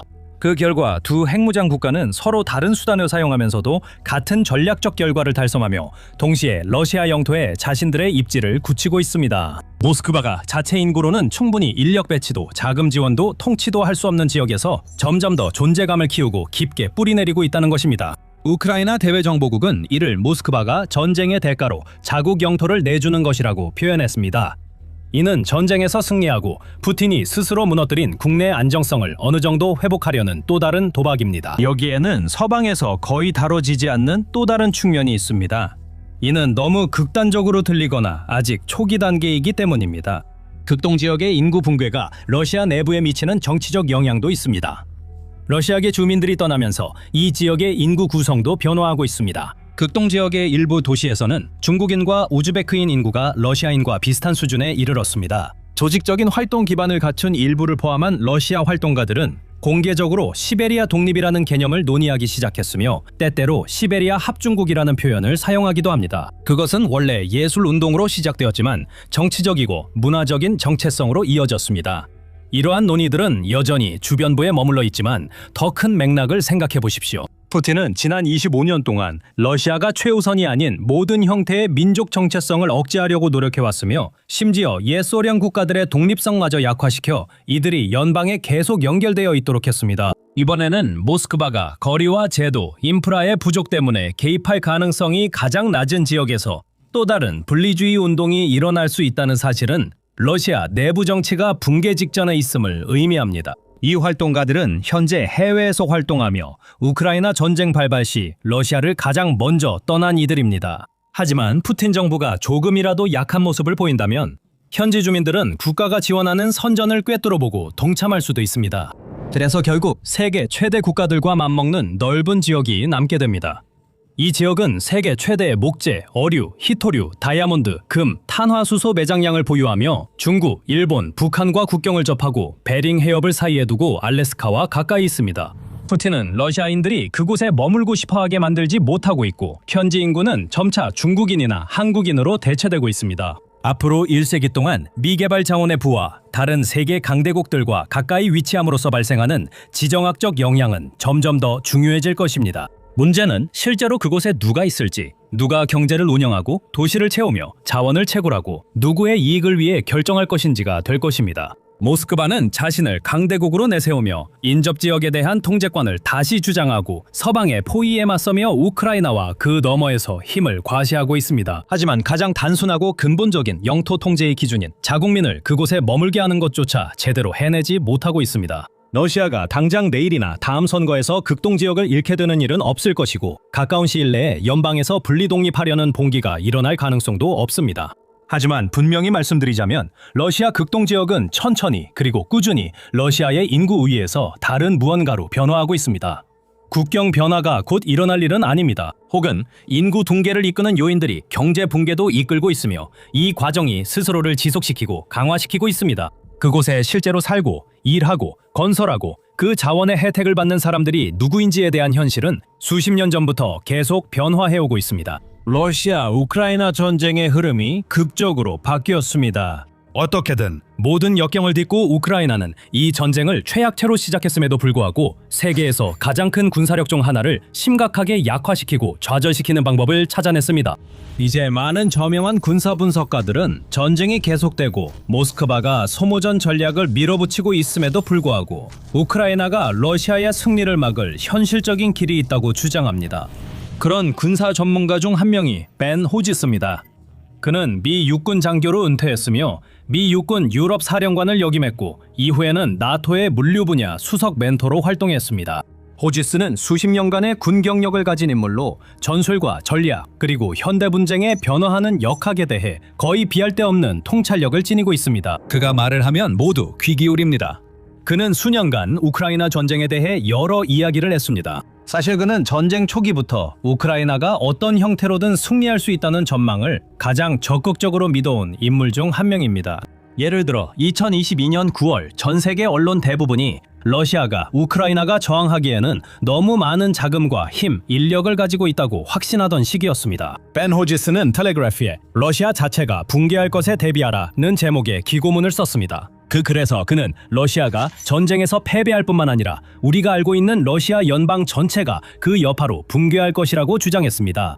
그는 러시아 정부의 실패라고 생각하는 점들을 여러 차례 지적했으며 특히 푸틴 본인을 강하게 비판했습니다. 전쟁이 시간이 지나면서 기계화된 공격에서 드론 전쟁으로 바뀌는 등 완전히 다른 양상이 전개되었음에도 불구하고 호지스는 러시아가 승리할 수 없고 승리하지도 못할 것이라는 자신의 관점을 대체로 유지해왔습니다. 시간이 흐르면서 호지스의 전쟁 평가에 더 많은 분석가들이 공감하고 있습니다. 2026년에도 그는 그 견해를 계속 유지하고 있으며 5월 초 도미닉 프레셀과 함께한 디코딩 지정학 팟캐스트의 심층 인터뷰에서 최근 분쟁에 대한 자신의 생각을 공유했습니다. 그 인터뷰의 서두에서 호지스는 분명히 전세가 우크라이나에게 유리하게 바뀌었다고 말했습니다. 그렇다고 해서 우크라이나가 곧 승리한다는 뜻은 아니지만 러시아가 실제로 우크라이나를 이길 방법은 없다는 점이 점점 더 분명해지고 있다고 생각합니다. 자세한 설명 요청 시 호지스는 5가지 주요 원인을 언급했고 우리는 이를 하나씩 살펴볼 것입니다. 첫 번째는 사상자입니다. 호지스는 이러한 흐름이 바뀐 이유 중 하나는 우크라이나가 러시아에 막대한 사상자를 입혔기 때문이라고 분명히 밝혔습니다. 이제 사상자 수가 처음으로 러시아가 군대에 보충할 수 있는 인원을 넘어섰습니다. 데이터도 이를 뒷받침하고 있으며 공식 수치는 크렘린의 입장에서 매우 암울하게 보입니다. 전쟁이 시작된 날부터 2025년 말까지 우크라이나와의 전쟁에서 러시아 군인 35만 2천 명이 사망한 것으로 보고되었습니다. 이 수치는 2026년 5월 9일 망명 중인 러시아 언론 매체 메두자와 미디어조나에 의해 발표되었습니다. 이날은 또한 러시아가 제2차 세계대전에서 나치 독일에 대한 승리를 기념하는 연례 군사 퍼레이드가 열리는 날이기도 합니다. 국가의 손실을 계산하기 위해 미디어조나는 BBC 러시아 서비스와 협력하여 확인된 군인 사망자에 대한 방대한 데이터베이스를 구축했습니다. 이들은 소셜미디어 게시물과 공식 상속 기록 등 다양한 자료를 활용했습니다. 그 데이터베이스에는 우크라이나에서 전사한 러시아 군인 약 21만 8천 명의 확인된 이름이 포함되어 있습니다. 35만 2천 명이라는 추정치에 도달하기 위해 미디어조나와 메두자는 상속 기록에서 확인된 젊은 연령대 남성의 초과 사망률을 조사했습니다. 이들의 추정치는 정확해 보입니다. 전쟁을 다루는 다른 단체들도 비슷한 수치에 도달했기 때문입니다. 예를 들어 워싱턴에 기반을 둔 싱크탱크인 전략국제문제연구소 CSIS 러시아 군인과 14만 명의 우크라이나인이 사망했을 가능성이 높다고 밝혔습니다. 이 수치에는 2026년 사상자가 포함되지 않습니다. 보도에 따르면 2026년 전선에서 수만 명의 러시아인이 추가로 사망했고 많은 이들이 부상을 입었습니다. 이 추정치에는 점령된 우크라이나 영토 전역에서 결성된 여러 민병대에서 러시아를 위해 싸우는 외국인 전투원과 군인들의 사망자도 포함되어 있지 않습니다. 따라서 크렘린의 손실은 훨씬 더 클 것으로 보입니다. 이것이 러시아가 자국의 사상자 수에 대한 정보를 숨기기 위해 그렇게까지 애쓰는 이유일 수 있습니다. 때로는 공공기록에서 데이터를 삭제하거나 군사묘지의 위성사진을 흐리게 처리하기도 합니다. 그래서 러시아 연구단체들과 일반 대중이 자국의 손실 규모를 알지 못하게 하려는 걸까요? 하지만 크렘린은 영원히 진실을 숨길 수는 없습니다.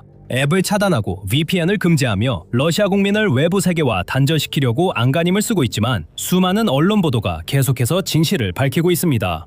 러시아는 우크라이나보다 훨씬 더 많은 사상자를 냈고 여전히 병력을 전선의 불길 속으로 내몰고 있습니다. 러시아는 결국 무자비한 힘의 전술로 승리의 길을 열 수 있다고 믿고 있습니다. 수년 동안 러시아는 그런 방식으로 버텨왔습니다. 하지만 이제 호지스가 지적했듯이 러시아의 인력 예비군이 고갈되기 시작했습니다. 2026년 5월 자료에 따르면 크렘린의 군대는 5개월 연속 이우성으로 충원할 수 있는 인원보다 더 많은 병력을 잃었습니다. 좀 더 정확히 말하자면 우크라이나의 무인 시스템 부대는 러시아가 2025년 12월부터 2026년 4월까지 약 14만 8,400명을 모집했다고 추정했습니다. 같은 기간 동안 러시아는 15만 6,735명의 확인된 사상자를 냈으며 3월과 4월에는 각각 약 3만 4천 명의 손실을 입었습니다. 이 상황이 오래 갈수록 더 악화될 것입니다. 왜냐하면 러시아는 더 이상 병사들을 소모품처럼 취급하고 끝없이 보충되는 신병들에 의존하는 교리만으로는 버틸 수 없기 때문입니다. 러시아군은 더 이상 규모가 커지지도 심지어 같은 규모를 유지하지도 못하고 있습니다. 매달 조금씩 줄어들고 있습니다. 군대가 작아질수록 약해지고 그만큼 우크라이나에게 더 많은 기회가 생깁니다. 키이우의 지휘관들은 이미 기대치를 높이고 더 높은 목표를 세우고 있습니다. 2026년 말까지 매달 최대 5만 명의 러시아군을 제거하기를 바라고 있습니다. 만약 그 목표에 근접하기만 해도 이미 엄청난 승리가 될 것입니다. 러시아는 이미 매달 약 3만에서 3만 5천 명의 병력 손실을 보충하지 못하고 있기 때문입니다. 따라서 4만 명 이상의 손실을 감당하는 것은 러시아에게 완전히 불가능할 것입니다. 실제로 러시아는 병력 충원을 위해 점점 더 절박한 조치에 의존하고 있는 것으로 보입니다. 협박부터 선전, 학생들을 드론 조종사로 속여 전선의 위험한 지역으로 보내는 기만적인 마케팅 캠페인까지 모든 수단을 동원하고 있습니다. 하지만 이런 방법들은 효과를 내지 못하고 있습니다. 크렘린이 원하는 방향으로 숫자가 움직이지 않고 있습니다. 사상자는 늘어나고 있지만 모집은 정체되어 있으며 이는 전장에서의 성과가 더욱 악화된다는 것을 의미합니다. 이것이 바로 러시아의 몰락과 우크라이나의 부상에 대한 호지스의 두 번째 이유로 자연스럽게 이어집니다. 러시아군은 몇 달째 현장에서 의미 있는 진전을 이루지 못하고 있습니다. 사상자 수와 더불어 군사작전의 성공을 측정하는 데 있어 특히 침공이나 다른 나라를 정복하려는 시도에서는 영토가 가장 중요한 지표 중 하나입니다. 침공군이 매일, 매주, 매달 상당한 양의 영토를 점령한다면 그것은 성공을 의미합니다. 방어군이 자리를 지키고 적의 진격을 늦추거나 심지어 잃었던 영토를 탈환함으로써 적의 진격을 무산시킬 수 있다면 이는 보통 침공군이 실패하고 있다는 것을 의미합니다. 호지스와 프레셀은 인터뷰에서 2025년 내내 러시아군의 진격이 여러 지역에서 둔화되었고 2026년 초에는 거의 완전히 멈췄다고 언급합니다. 실제로 올해 몇 달 동안 러시아는 오히려 영토 순손실을 입었고 우크라이나가 잃은 것보다 더 많은 영토를 탈환하는 데 성공했습니다. 오지스는 이러한 현상의 핵심 이유 중 하나로 우크라이나가 대규모로 드론을 개발한 점과 러시아군이 어디서든 노출될 경우 추적해낼 수 있는 우크라이나의 능력을 꼽았습니다. 그는 우크라이나가 전선 곳곳에 효과적으로 살상구역을 만들어 러시아군이 전혀 침투할 수 없게 했으며 크렘린의 지휘관들이 필요한 만큼의 대규모 병력을 집결시켜 진격할 수 없는 상황을 설명합니다. 대신 그들의 소규모 돌격 부대는 그저 반복해서 전멸당할 뿐입니다. 크렘린은 이 문제를 해결하기 위해 우크라이나 지역에 침투할 더 작은 부대를 보내는 등 다양한 전술을 모색하고 있는 것으로 알려졌습니다. 하지만 호지스는 이것만으로 전쟁에 큰 영향이 있을지 의문을 제기합니다. 특히 그가 오늘날 전쟁의 판도가 바뀌고 있다고 언급한 3가지 추가적인 이유와 결합될 때 더욱 그렇습니다. 이제 남은 이유들에 들어가기 전에 저희가 더 밀리터리 쇼를 만드는 이유는 권력이 실제로 어떻게 작동하는지 설명하기 위해서입니다. 그래서 처음 오신 분이라면 구독 버튼을 눌러서 다음 내용을 놓치지 마세요. 호지스 중장도 우크라이나의 전략적 정보력이 전쟁의 흐름을 바꾼 또 다른 큰 요인이라고 지적합니다. 모멘텀이 바뀐 또 다른 이유는 우크라이나가 러시아의 석유와 가스 수출 능력을 파괴해 승리를 거두려는 전략을 세운 것으로 보이기 때문입니다. 이제 우크라이나는 러시아 깊숙이 1000km 넘게 떨어진 정유 시설도 타격할 정밀 장거리 무기를 충분히 갖췄습니다. 호지스가 설명했듯이 이제는 러시아의 정유 시설이나 다른 에너지 인프라가 우크라이나의 드론과 미사일에 의해 폭파되고 불타는 소식이 거의 매주 들려오고 있습니다. 그리고 이 모든 것은 키이우가 수년간 추진해온 장기 전략과 연결되어 있습니다. 하지만 이 전략은 2025년부터 본격적으로 강화되었고 2026년까지 이어지면서 정유시설, 송유관, 가공공장, 터미널, 그리고 기타 중요한 석유와 가스 시설에 대한 공격이 엄청나게 증가했습니다. 이러한 공격의 논리는 간단합니다. 러시아는 이 전쟁에 수십억 달러를 쏟아붓고 있으며 그 자금을 석유 산업에 의존해 마련해왔습니다. 석유는 러시아 경제의 중추입니다. 이것이 바로 푸틴이 전쟁을 이렇게 오랫동안 지속할 수 있었던 이유입니다. 서방 세계의 많은 국가들로부터 제재를 받고 있음에도 불구하고 크렘린은 인도와 중국 같은 다른 나라들에게 막대한 양의 석유와 가스를 계속 판매해왔으며 이를 통해 조달, 생산, 그리고 모집 활동에 필요한 수십억 규모의 자금을 벌어들여왔습니다. 따라서 이 전쟁을 끝내는 핵심은 모든 러시아 군인을 죽이거나 모든 러시아 탱크를 파괴하는 것이 아닙니다. 핵심은 그 근원을 타격하고 모스크바의 금고로 흘러들어가는 끊임없는 자금줄을 차단하는 것입니다. 그렇게 하려면 우크라이나가 해야 할 일은 적의 주요 석유 기반 시설을 찾아서 파괴하는 것뿐입니다. 전쟁 초기에는 그렇게 할 수단이, 그럴 수단이 충분했던 것도 아니었고 영토를 방어하고 러시아의 공격을 막아내는데 훨씬 더 신경을 썼습니다. 하지만 이제 우크라이나는 이전보다 더 나은 드론, 강력한 미사일, 더 많은 정보와 무기 체계를 보유하고 있습니다. 우크라이나는 러시아 정유시설을 정밀하게 타격할 수 있으며 이런 공격의 영향이 계속 누적되고 있습니다. 불길에 휩싸이는 연료 탱크 하나하나가 키이우의 승리이자 모스크바의 패배를 의미합니다. 모든 화재, 모든 폭발, 모든 가동 중단이 이 분쟁의 큰 그림에서 중요합니다. 러시아가 돈이 적을수록 이 전쟁을 계속하는 것이 더 어려워지기 때문입니다. 호지스가 말했듯이 우크라이나군이 이런 공격을 계속할 수 있다면 러시아가 앞으로 이 전쟁을 감당하기가 정말 어려워집니다. 그리고 러시아가 점점 가난해지는 반면 우크라이나는 점점 부유해지고 있습니다. 이것이 벤 호지스가 강조한 네 번째 중요한 점, 즉 서방 동맹국들이 키이우에 제공하는 막대한 재정 지원입니다. 호지스는 미국이 우크라이나 문제 해결에 도움이 되지 않을 것이라 보지만 유럽의 역할에는 위안을 느낍니다. 유럽의 나머지 국가들은 우크라이나가 자신들을 필요로 하는 것보다 자신들이 우크라이나를 더 필요로 한다는 사실을 점점 깨닫고 있습니다. 그리고 러시아가 유럽의 다른 지역을 침공하는 것을 막는 가장 좋은 방법은 우크라이나가 러시아를 이길 수 있도록 돕는 것이라는 점도 인식하고 있습니다.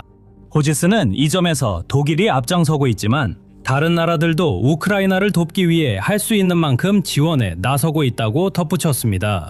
호지스는 전 헝가리 총리 빅토르 오르반의 정치적 패배를 언급합니다. 푸틴의 내부 인사로 오랫동안 나토와 유럽연합 내에서 여겨졌던 남자로 항상 우크라이나 지원을 위한 유럽의 노력을 방해하고 지연시키고 어떻게든 간섭해왔던 인물입니다.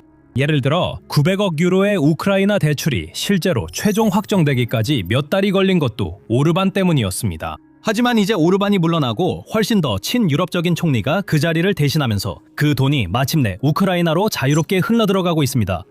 이는 우크라이나의 방위 산업에 꼭 필요한 활력을 불어넣어주고 있습니다. 우크라이나는 이러한 자금을 바탕으로 자신의 이점을 강화하고 러시아의 취약점을 공략하며 모스크바가 준비 중인 다음 여름 공세에 대비하고 있습니다. 호지스는 유럽 국가들이 이 모든 일을 자선 목적으로만 하는 것이 아니라 유럽인들의 이익과 우리가 알고 있는 유럽의 존재 자체를 위해서라고 지적합니다.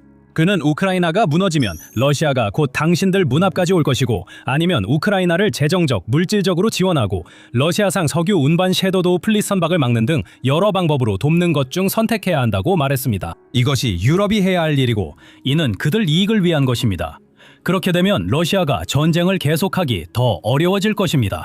마지막으로 전 미육군 유럽사령관은 우크라이나의 놀라운 방위산업 발전이 퍼즐의 마지막 중요한 조각이라고 이야기합니다. 저는 우크라이나의 방위산업이 크게 성장했으며 과거보다 자신들이 필요한 것을 더 많이 생산할 수 있게 되었다고 생각합니다.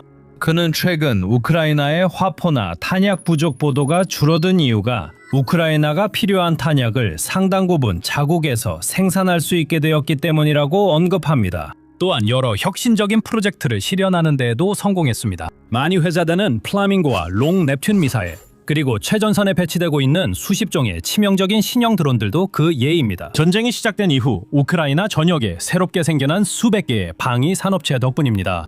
오늘날 우크라이나의 방위 산업은 불과 몇 년 전과 비교해도 엄청난 발전을 이뤘다는 데에는 의심의 여지가 없습니다. 실제로 2022년만 해도 우크라이나는 군사개발과 생산 분야에서 거의 존재감이 없었습니다. 이제 우크라이나는 세계 최고의 군사강국 중 하나로 여겨지며 다른 나라들이 실제로 우크라이나 드론과 방위 시스템을 주문하고 이 나라의 방산업체에 투자하기 위해 줄을 서고 있습니다.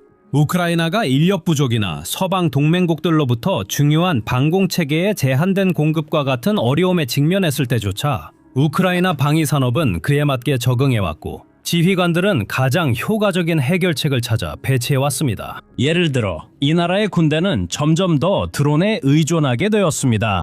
이제 우크라이나는 무인 항공기를 사용해 전선 진지를 보호하고 러시아 돌격대를 제거하며 가장 치열하게 다투는 지역에서도 자국의 인명 피해를 최소화하고 있습니다. 앞으로 벤 호지스는 우크라이나가 군사 역량을 계속 확장하고 혁신할 수 있는 가상 시나리오를 상상합니다. 이 과정에서 인공지능에 더 많이 의존할 수도 있다고 봅니다. 드론 군집에 의해 보호받는 전체 대대의 병력을 만들어 러시아 진지를 향해 진격하고 더 많은 잃어버린 영토를 탈환하는 것이죠.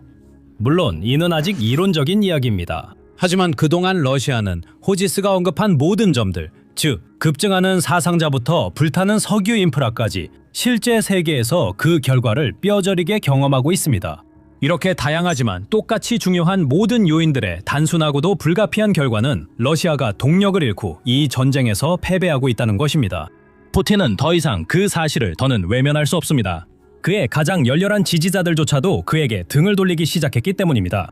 호지스가 언급했듯이 점점 더 많은 러시아인들이 군사 블로거든 유튜브 이용자든 그 밖에 어디에서든 전쟁과 푸틴에 대해 공개적으로 불평하는 모습을 볼 수 있습니다. 즉 그의 전쟁 기계가 거의 멈춰가고 있고 경력 모집 캠페인이 실패하고 있으며 그의 전술이 무능하다는 것이 드러나고 있다는 것만이 문제가 아닙니다. 하지만 이제 푸틴은 러시아 국민들이 이 전쟁의 영향을 일상에서 직접 느끼며 자신에게 등을 돌릴 현실적 가능성에 직면하고 있습니다. 그리고 현대의 표트르 대제처럼 자신을 보이고 싶어하는 푸틴에게 그것은 감당하기 힘든 일이 될 수도 있습니다. 아마도 이것이 최근 대국민 연설에서 푸틴이 전쟁이 마침내 끝나가고 있다고 공개적으로 언급한 이유일지도 모릅니다. 그가 맞을 수도 있지만 분명히 2022년 2월 이 전쟁이 시작될 때 그가 상상했던 영광스러운 결말은 아닐 것입니다. 압도적인 러시아의 승리를 축하하는 대신 푸틴은 이제 백기를 들고 자신의 경력에서 최악의 결정에 대한 대가를 마주하는 것 외에는 선택지가 거의 없다는 사실을 깨닫고 있을지도 모릅니다.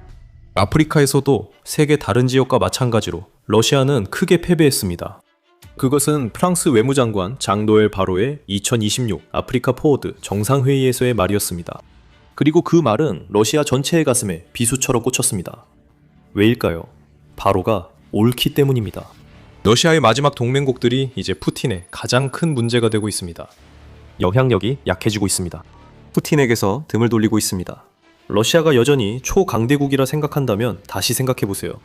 쇠퇴는 현실이며 아프리카는 러시아가 얼마나 추락했는지를 보여줍니다. 바로 외무장관은 아프리카 포워드 서밋 2026 이후 르몽드 인터뷰에서 이런 발언을 했습니다. 그 정상회담 자체가 바로 외무장관이 언급한 러시아의 아프리카 내 영향력 약화의 증거입니다. 이 정상회담은 프랑스와 케냐가 공동 주최했으며 케냐의 수도 나이로비에서 5월 11일부터 5월 12일까지 이틀간 열렸습니다. 30여 명의 국가 원수와 정부 지도자, 수천 명의 비즈니스 리더가 정상회담에 참석했습니다. 그리고 이 정상회담의 결과로 프랑스는 다양한 프로젝트에 약 140억 유로, 즉 약 162억 달러에 달하는 막대한 투자를 약속했습니다. 이 투자는 프랑스의 아프리카 접근과 푸틴의 러시아 영향력 확대 시도의 차이를 보여줍니다. 이 부분은 다시 다루겠습니다. 이번 정상회담이 보여주는 것은 프랑스와 아프리카의 많은 사헬 국가들, 그리고 대륙 내 일부 프랑스어권 국가들 사이에서 그동안 이어져 왔던 긴장이 점차 완화되고 있다는 점입니다. 자신도 코트디부아르 사람들이 정상회담에 참석했다고 언급하며 관계 해빙을 시사합니다. 이 모든 것이 왜 특히 러시아에 중요한지 설명하려면 푸틴이 최근 몇 년간 아프리카에서 한 시도를 살펴봐야 합니다. 러시아는 프랑스와 유럽의 다른 나라들을 희생시켜 아프리카에서 승리하려 했습니다. 이제 그 계획들은 무너지고 있습니다. 푸틴이 영향력 확대를 시작할 때 러시아가 아프리카에서 이렇게 위신을 잃게 될 줄은 예상하지 못했을 것입니다. 그 캠페인은 아프리카의 사헬 지역에서 시작되었습니다. 이 지역은 대륙의 서부와 북중부 대부분을 차지하며 대략 세네갈에서 수단까지 뻗어 있습니다. 러시아는 푸틴이 소련 시절처럼 러시아를 다시 세계적 강국로 만들기 위해 해당 지역에 진출했습니다. 2014년부터 2019년까지 우리는 이런 노력이 더 빨라지는 걸 봤습니다. 크림반도의 불법 합병은 푸틴이 러시아 영토를 다시 조국으로 되돌리고 있다고 주장할 수 있게 해주었습니다. 시리아, 리비아, 중앙아프리카 공화국에서의 러시아의 작전들은 모두 푸틴이 미래의 러시아의 이익을 위해 사용할 수 있는 꼭두각시 세력과 대리 세력의 네트워크를 구축하는 데 도움이 되었습니다. 전략은 거의 항상 같았습니다. 푸틴은 어떤 형태로든 불안정에 시달리는 아프리카 국가를 찾아내고 러시아의 구원자인 양 나타나 안보와 무기라는 형태로 안정성을 제공하겠다고 나섰습니다. 사헬 지역은 푸틴 작전의 희생양이었습니다. 2010년대 말까지 이 지역 전체는 무너져가는 정치 체계와 광범위한 안보 문제에 휘말려 있었습니다. 많은 사헬 국가들에서는 부패가 만연했고 폭력도 증가하고 있었습니다. 말리, 니제르, 부르키나파소에서는 모두 2020년에서 2023년 사이에 군사 정권이 집권했습니다. 말리에서 푸틴은 집권한 군사 정권을 보호하기 위해 러시아 용병과 이후에는 전담 러시아 군대를 제공하면서 기회를 포착했습니다. 그게 바로 패턴이었습니다. 누군가를 지원하고 군대와 치안 제공으로 영향력을 키우는 것입니다. 참고로 말리를 기억하세요. 이 나라는 러시아가 아프리카에서 겪는 현실적 문제를 가장 잘 보여줍니다. 푸틴의 전략은 한동안 효과가 있었습니다. 그리고 러시아의 지도자가 우크라이나를 침공했을 때 그는 영향력 확대 캠페인을 더욱 강화했습니다. 푸틴은 그 당시 침공이 결국 러시아를 무너뜨릴 결정타가 될 것이라는 사실을 깨닫지 못했습니다. 처음 몇 년간 아무도 러시아의 실패를 예상하지 못했습니다. 2023년 BBC는 아프리카에서 대규모 허위 정보 캠페인이 진행 중이라고 보도했습니다. 비공식적으로 루소스피어라 불린 대형 소셜 네트워크를 통해 이 캠페인은 푸틴이 러시아가 이미 파고든 국가들에 대한 장악력을 강화하고 유럽의 아프리카 영향력을 약화할 수 있다고 믿는 메시지를 전달했습니다. 프랑스는 현대판 식민주의로 비난받았고 앞서 언급했던 프랑스와 사헬 국가들 사이의 긴장을 불러일으켰습니다. 러시아가 푸틴의 침공을 지지하도록 만들기 위해 우크라이나인들을 나치와 사탄주의자로 비난했고 이는 이후 아프리카 인력을 착취하는 형태로 나타났습니다. 바그너와 같은 용병단체들이 특히 말리와 같은 나라에서 존재감을 드러내기 시작했습니다. 이 모든 것은 러시아가 아프리카 여러 국가에서 선호받는 안보 파트너가 되려는 시도로 뒷받침됐습니다. 2024년 6월 인디펜던트는 많은 국가들이 서방 대신 러시아를 선택하는 이유를 논의했습니다. 그 기사에서는 러시아 정치인들의 반복 방문, 바그너 등 용병 활용, 러시아의 아프리카 군단 창설을 언급했습니다. 이는 아프리카 국가들의 서방은 여러분을 신경 쓰지 않는다는 메시지를 전달하려는 것이었습니다. 하지만 러시아는 여러분에게 안보, 군인, 러시아 정계에 가장 영향력 있는 인물들과 직접 연결을 제공한다고 합니다. 러시아는 구애하던 국가들의 내정에 과도하게 간섭하지 않은 점에서 영리했습니다. 미국과 서방은 독재나 군사정권 국가의 민주주의를 강요했지만 러시아는 겉으로 간섭하지 않는 태도를 보였습니다. 러시아는 여전히 이들 국가의 비봉계로 영향력을 행사했지만 겉으로는 아프리카 국가들을 지지하는 모습만 보였습니다. 이들 국가 대부분은 석유, 광물 등 자원이 풍부했고 러시아는 그들이 원하는 길을 가는 것처럼 지원했습니다. 푸틴은 자비로운 지도자였습니다. 서방은 변화를 강요하려 했죠. 러시아와 함께하면 여러분의 안전과 자치 능력이 보장될 것이라고 했습니다. 메시지는 적절했을지 모르지만 푸틴이 결코 예상하지 못했던 문제가 바로 러시아가 지금 직면한 실패로 이어졌습니다. 안전을 보장하겠다는 약속을 지키지 못하면 의미가 없습니다. 이 점이 다른 요인들과 함께 러시아의 마지막 동맹들까지 푸틴에게서 돌아서게 하고 있습니다. 그것은 러시아의 지정학적 영향력을 완전히 바꿉니다. 하지만 더 깊이 들어가기 전에 저희가 더 밀리터리 쇼를 만드는 이유는 권력이 실제로 어떻게 움직이는지 설명하기 위해서입니다. 처음 오신 분들은 구독 버튼을 눌러 앞으로의 소식을 놓치지 마세요. 블라디미르 푸틴은 수년간 러시아의 아프리카 영향력을 키웠지만 여러 이유로 지금은 모두 무너지고 있습니다. 첫 번째는 아프리카 대륙 투자입니다. 르몽드와의 인터뷰에서 바로는 푸틴의 계획에 있는 주요 취약점을 밝혔는데 그것은 러시아가 진정한 영향력을 얻기 위해 필요한 만큼의 돈을 전혀 쓰지 않는다는 점입니다. 우리는 표면적인 문제에 집중하지만 현실은 명확하다고 했습니다. 그는 무역, 투자, 아프리카 학생들의 대학 수용도 언급했습니다.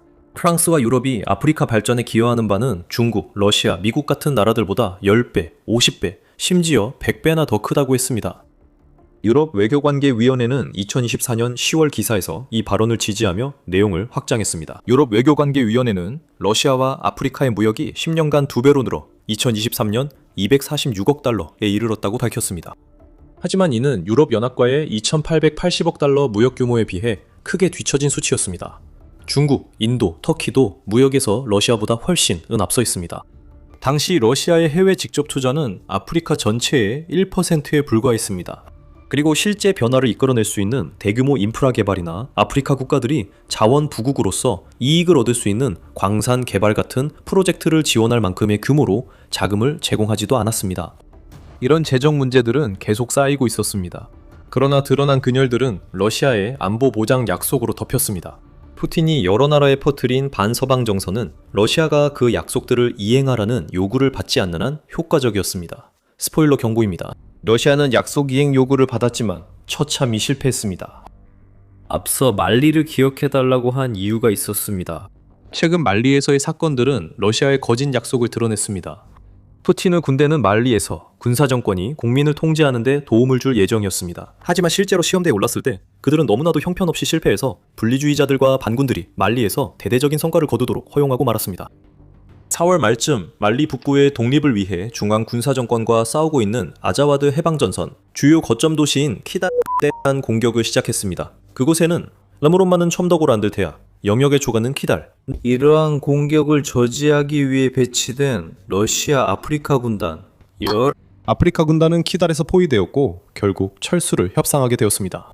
더힐은 이번 철수가 말리 북부, 즉 아프리카 군단이 지켜야 했던 영토 절반까지 확대된 것 같다고 보도했습니다. 그것만으로도 러시아 보호자들에게 충분히 굴욕적이었을 것입니다. 하지만 상황을 더욱 악화시킨 것은 러시아 차량 행렬이 키달에서 최대한 빨리 빠져나가는 영상이 공개되면서 러시아의 실패가 더욱 두드러졌다는 점입니다. 나중에 밝혀진 바에 따르면 아프리카 군단이 급히 철수하면서 장비를 남기고 갔고 그 중에는 현재 알카에다 지원 반군이 소유한 지뢰 방호 차량도 있었습니다. 이런 공격은 러시아의 안보 제공 주장을 무너뜨립니다. 아프리카 군단이 무능함을 드러낸 지금 부르키나파소와 니제르 등에서 반란이 추가로 일어날 수 있습니다. 군단은 해당 지역에 부대를 주둔 중입니다.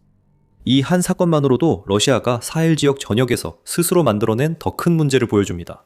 포린 어페어스가 3월 25일 기사에서 지적했듯이 러시아의 강압적 태도와 영향력 확대에도 불구하고 성과를 성공으로 전환하지 못하는 무능력이 사헬 지역에서 푸틴을 무력하게 만들었습니다. 러시아는 사헬 국가들 간의 어떤 협력도 촉진하지 않았으며 이는 러시아가 해당 국가들의 안정성 문제를 해결하겠다고 주장했지만 실제로는 아무런 해결책도 내놓지 않았다는 것을 의미합니다. 러시아는 아프리카에서 오히려 분열을 키웠습니다.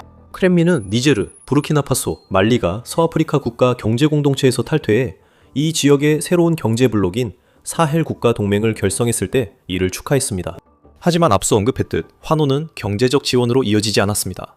이들 국가는 러시아의 돈과 자원이 필요했지만 러시아는 공허한 위로만 했습니다.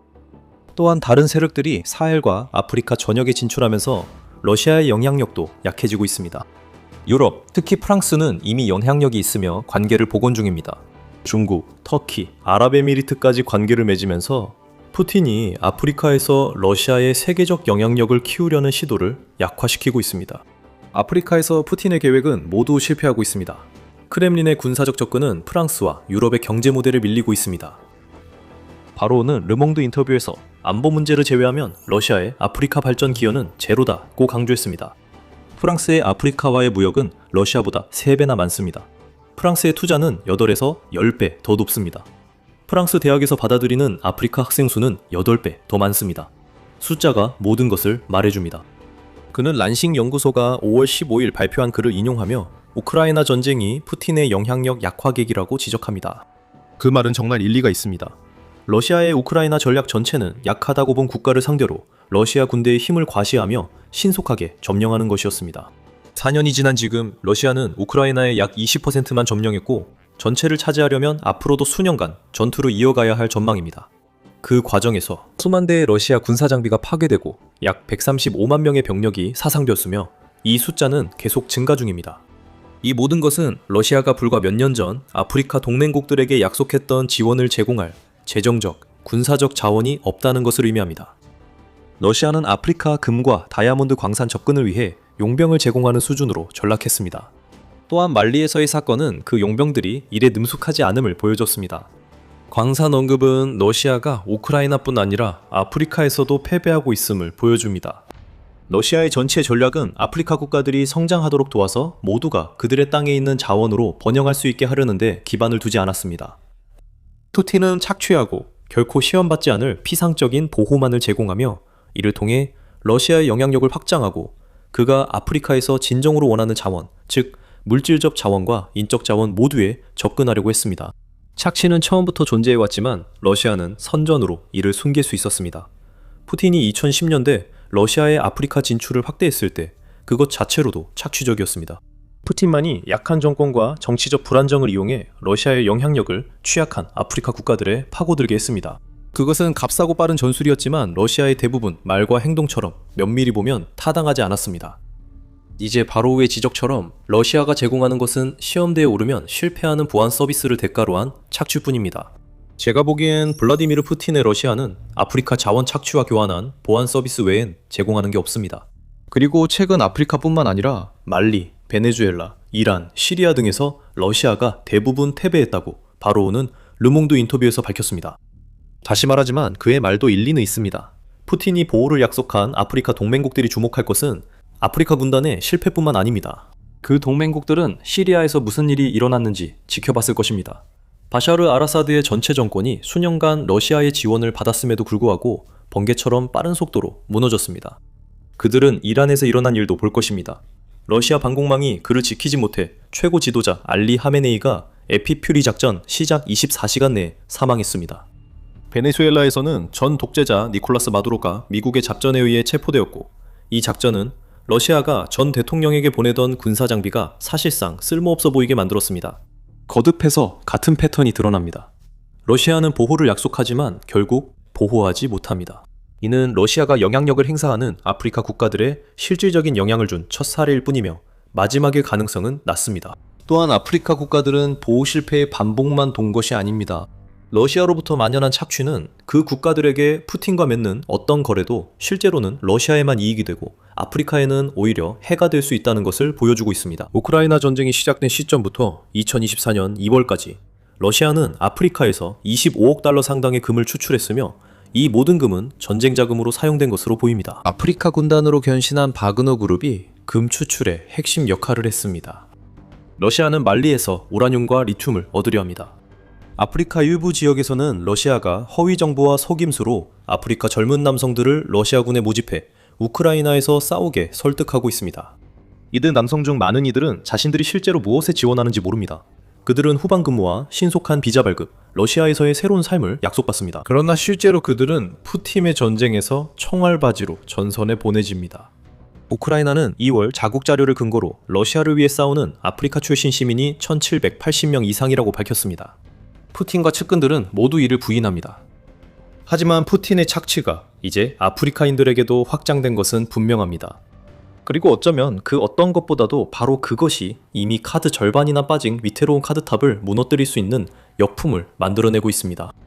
미국 외교정책위원회는 아프리카 지도자들이 러시아 반대 입장을 내기 시작했다고 지적합니다. 나이지리아 외무부는 자국민에게 외국 군대 입대를 강하게 경고합니다. 남아프리카 공화국 관리들은 우크라이나 돈바스 지역에 진입하다 러시아 용병에 휘말려 갇힌 시민들로부터 긴급 전화를 받지만 최근 새로운 양상이 나타나고 있습니다. 러시아는 기회가 있을 때마다 아프리카에서 빼앗을 수 있는 건 모조리 빼앗고 있습니다. 푸틴과 그의 크렘린 측근들이 이런 착취에 대한 대가로 파트너들에게 약속한 안보와 보호를 제공할 수 있었다면 사람들의 시선이 다른 데로 돌려지고 러시아의 행동이 간과될 수도 있었을 것입니다. 하지만 실제로는 그렇지 않습니다. 러시아로부터 실질적 보호가 없고 유럽과 중국이 아프리카에 투자하는 것과 비교해 돈도 거의 안 들어옵니다. 현재 존재하는 건 착취뿐입니다. 러시아의 최근 동맹국들도 그 사실을 깨닫고 돌아서기 시작하고 있습니다. 보호 신화는 산산조각 났고 블라디미르 푸틴은 정체가 드러났습니다. 지금 우리는 푸틴이 중시하는 대륙에서 러시아의 영향력이 무너지는 모습을 보고 있습니다. 지금까지 일들을 보면 아프리카 국가가 왜 러시아와 협력하려 할까요? 그게 바로 베로우의 지적입니다. 러시아는 유럽이 아프리카에서 핵심 지정학적 역할을 할 수 있게 문을 열어줬을 뿐입니다. 뉴질랜드는 총 한 발 쏠 필요도 없었습니다. 우크라이나에 무기를 제공하거나 러시아와 직접 싸울 필요도 없었습니다. 그런 것들은 전혀 필요하지 않았습니다. 대신 뉴질랜드는 푸틴과 그의 나쁜 세력들에게 가장 아픈 곳을 찔러 큰 타격을 입혔습니다. 뉴질랜드가 우크라이나를 위해 한 일은 대단합니다. 러시아는 큰 타격을 받았고 푸틴은 세 가지 문제에 직면했습니다. 사이버 작전, 불법 결제 경로, 그리고 제3국 공급 경로가 이제 무력화됐습니다. 이건 우크라이나의 큰 일입니다. 새 제재가 도입되었으며 이는 뉴질랜드가 만든 기존 제재와 다릅니다. 5월 7일, 뉴질랜드가 우크라이나 침공에서 러시아를 지원하는 가장 해로운 행동에 관여했다고 뉴질랜드가 밝힌 약 20명의 개인과 단체를 겨냥한 대규모 제재를 도입했다는 소식이 전해졌습니다. 뉴질랜드 외교부 장관 윈스턴 피터스가 발표한 이번 제재는 러시아의 침공에 대해 푸틴을 처벌하기 위해 뉴질랜드가 시행한 35번째 제재 조치입니다.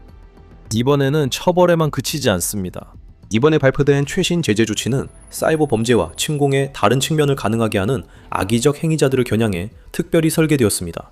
뉴질랜드가 겨냥한 개인과 단체가 없었다면 이런 일들은 불가능했을 것입니다. 러시아 해커와 사이버 범죄자를 지원한 사이버 플랫폼 운영자들이 제재 대상입니다. 또한 기존 결제 플랫폼이 시행한 제재와 제한을 우회할 수 있도록 러시아를 도운 대체 결제 서비스 제공 업체들도 제재 대상에 포함됩니다. 뉴질랜드는 러시아가 더 이상 직접 구매할 수 없는 부품과 기타 장비를 먼저 구매한 뒤 러시아에 재판매하는 중개 역할을 하는 제3국들도 겨냥하고 있습니다. 푸틴은 완전히 당했고 뉴질랜드는 총알 한 발도 쏠 필요가 없었습니다. 우리는 뉴질랜드의 최신 제재 패키지에서 겨냥한 3가지 주요 범주를 살펴볼 예정이지만 그 전에 피터스가 20명의 개인과 단체를 겨냥한 이유를 분명히 밝혔습니다.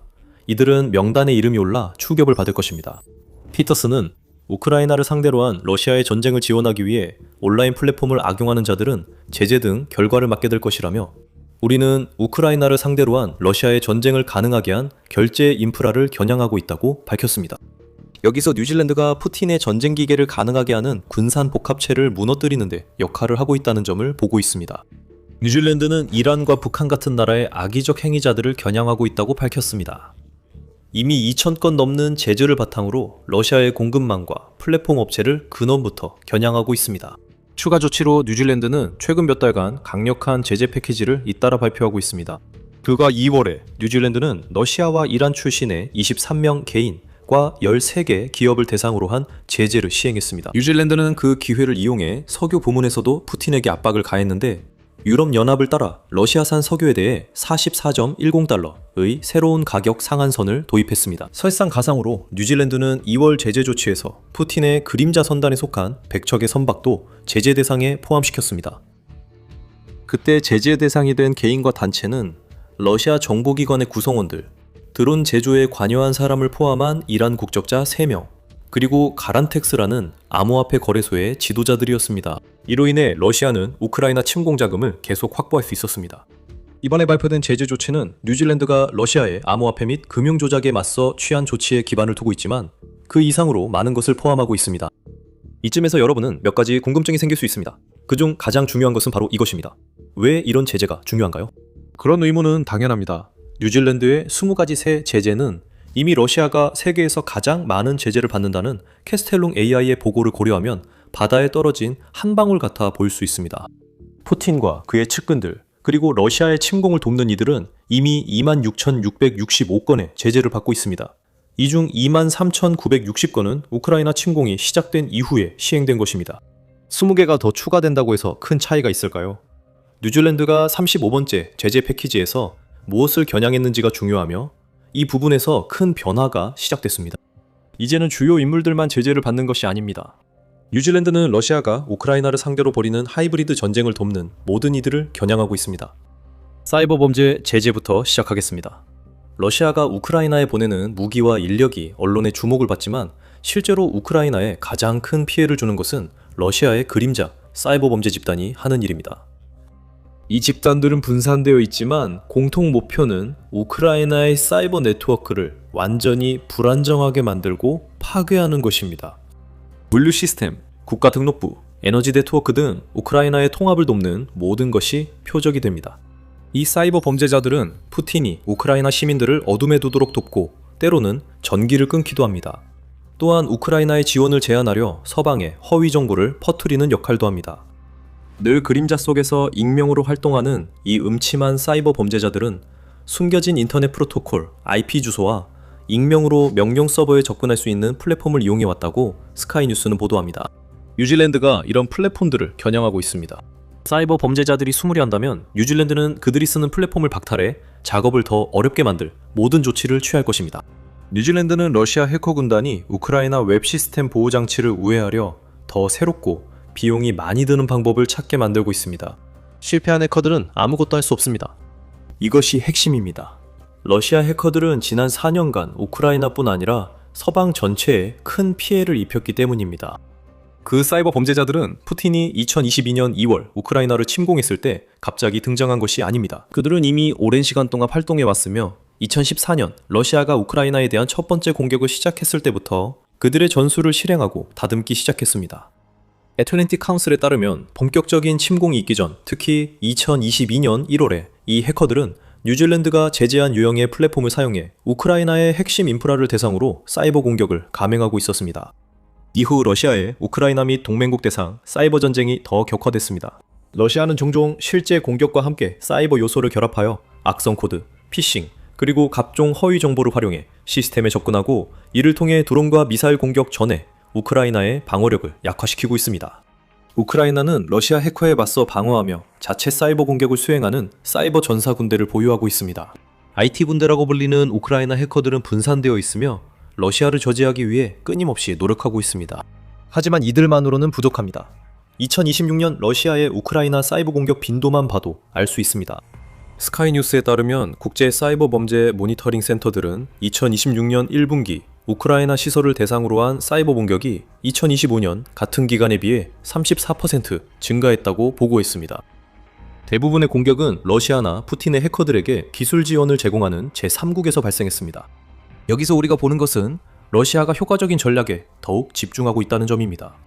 뉴질랜드의 새 제재는 러시아 사이버 범죄자들의 도구를 차단해 우크라이나가 겪는 사이버 공격을 줄이는데 도움을 줄 것입니다.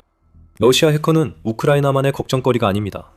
문제는 러시아가 사이버 범죄를 서방 대부분으로 확장하고 있다는 점입니다. 더 깊이 들어가기 전에 여러분은 밀리터리 쇼를 시청 중입니다. 앞으로도 다양한 내용이 준비되어 있으니 도움이 되셨다면 채널 구독 부탁드립니다. 2014년 우크라이나를 상대로 한 사이버 캠페인이 씨앗을 뿌리는 것에 불과했다면 그 씨앗들은 2026년에 파괴적인 열매를 맺었습니다. 유니버시티 칼리지 런던에서는 우크라이나 전쟁이 세계 최초의 본격적인 사이버 전쟁일 수 있다고 제안하는 글을 발표했습니다. 해킹과 사이버 공격은 전쟁에서 새로운 것이 아니라고 대학 측은 말합니다. 하지만 우리가 우크라이나와 서방 대부분에서 보고 있는 것은 이전과는 비교할 수 없을 정도로 훨씬 더 조직적인 사이버 캠페인입니다. 전개하는 사람들은 사이버 전쟁의 결과가 매우 심각하다고 봅니다. 전력망, 금융시장 또는 군사통신의 혼란은 혼돈, 경제 붕괴, 심지어 대규모 인명피해로 이어질 수 있다고 대학 논문은 말합니다. 또한 사이버 공격의 속도, 익명성, 그리고 전 세계적인 범위는 이러한 공격의 주체를 파악하고 신속하게 대응하는 것을 어렵게 만들어 경각심을 높인다고 덧붙였습니다. 대응의 어려움이 가장 큰 문제입니다. 서방 역시 우크라이나처럼 느끼고 있습니다. 킹스 칼리지 런던은 러시아의 사이버 캠페인이 민주주의의 근간 자체를 위협한다고 지적합니다. 러시아 정부가 지원하는 해커들은 소셜미디어와 유사한 채널을 통해 서방 전역에 허위 정보를 퍼뜨리는 동시에 서방 민주주의를 보호하는 기관들을 대상으로 더 직접적인 공격도 감행하고 있습니다. 유럽연합 집행위원회 부위원장 카야 칼라스는 정보 공간이 지정학적 전장이 되었다고 말하며 그녀의 말에 반박하기는 어렵습니다. 2023년 11월부터 2024년 11월까지의 기간 동안 킹스 칼리지에서 외국 정보 조작 및 간섭, 피미이라고 부르는 사건이 총 505건 발생했습니다. 이러한 피미 사건들은 하루 평균 거의 1.4건의 비율로 발생했으며 90개국에 걸쳐 322개의 조직을 표적으로 삼았습니다. 6만 8천 개의 허위 정보 콘텐츠가 생성되었고 25개의 다양한 플랫폼에서 3만 8천 개의 채널이나 계정이 활용되었습니다. 피미는 허위 정보만 다루지만 이 수치만으로도 러시아 사이버 범죄와 하이브리드 해킹 사업의 규모를 잘 보여줍니다. 서방, 특히 유럽연합을 상대로 그림자 전쟁이 벌어지고 있습니다. 사이버 범죄는 훨씬 더 광범위한 전술의 한 부분에 불과하며 이 전술에는 사보타주부터 영공 침해까지 다양하게 포함되어 있습니다. 이 모든 것은 우크라이나를 해치기 위해 이루어지고 있습니다. 어떻게요? 러시아는 우크라이나를 지원하는 국가들을 처벌하기 위해 사이버 전략을 사용합니다. 끊임없는 처벌이 누적되어 결국 그 국가들이 우크라이나를 지원하는 것이 감당할 수 없을 만큼 큰 부담이 된다고 느끼게 만드는 것이 그들의 의도입니다.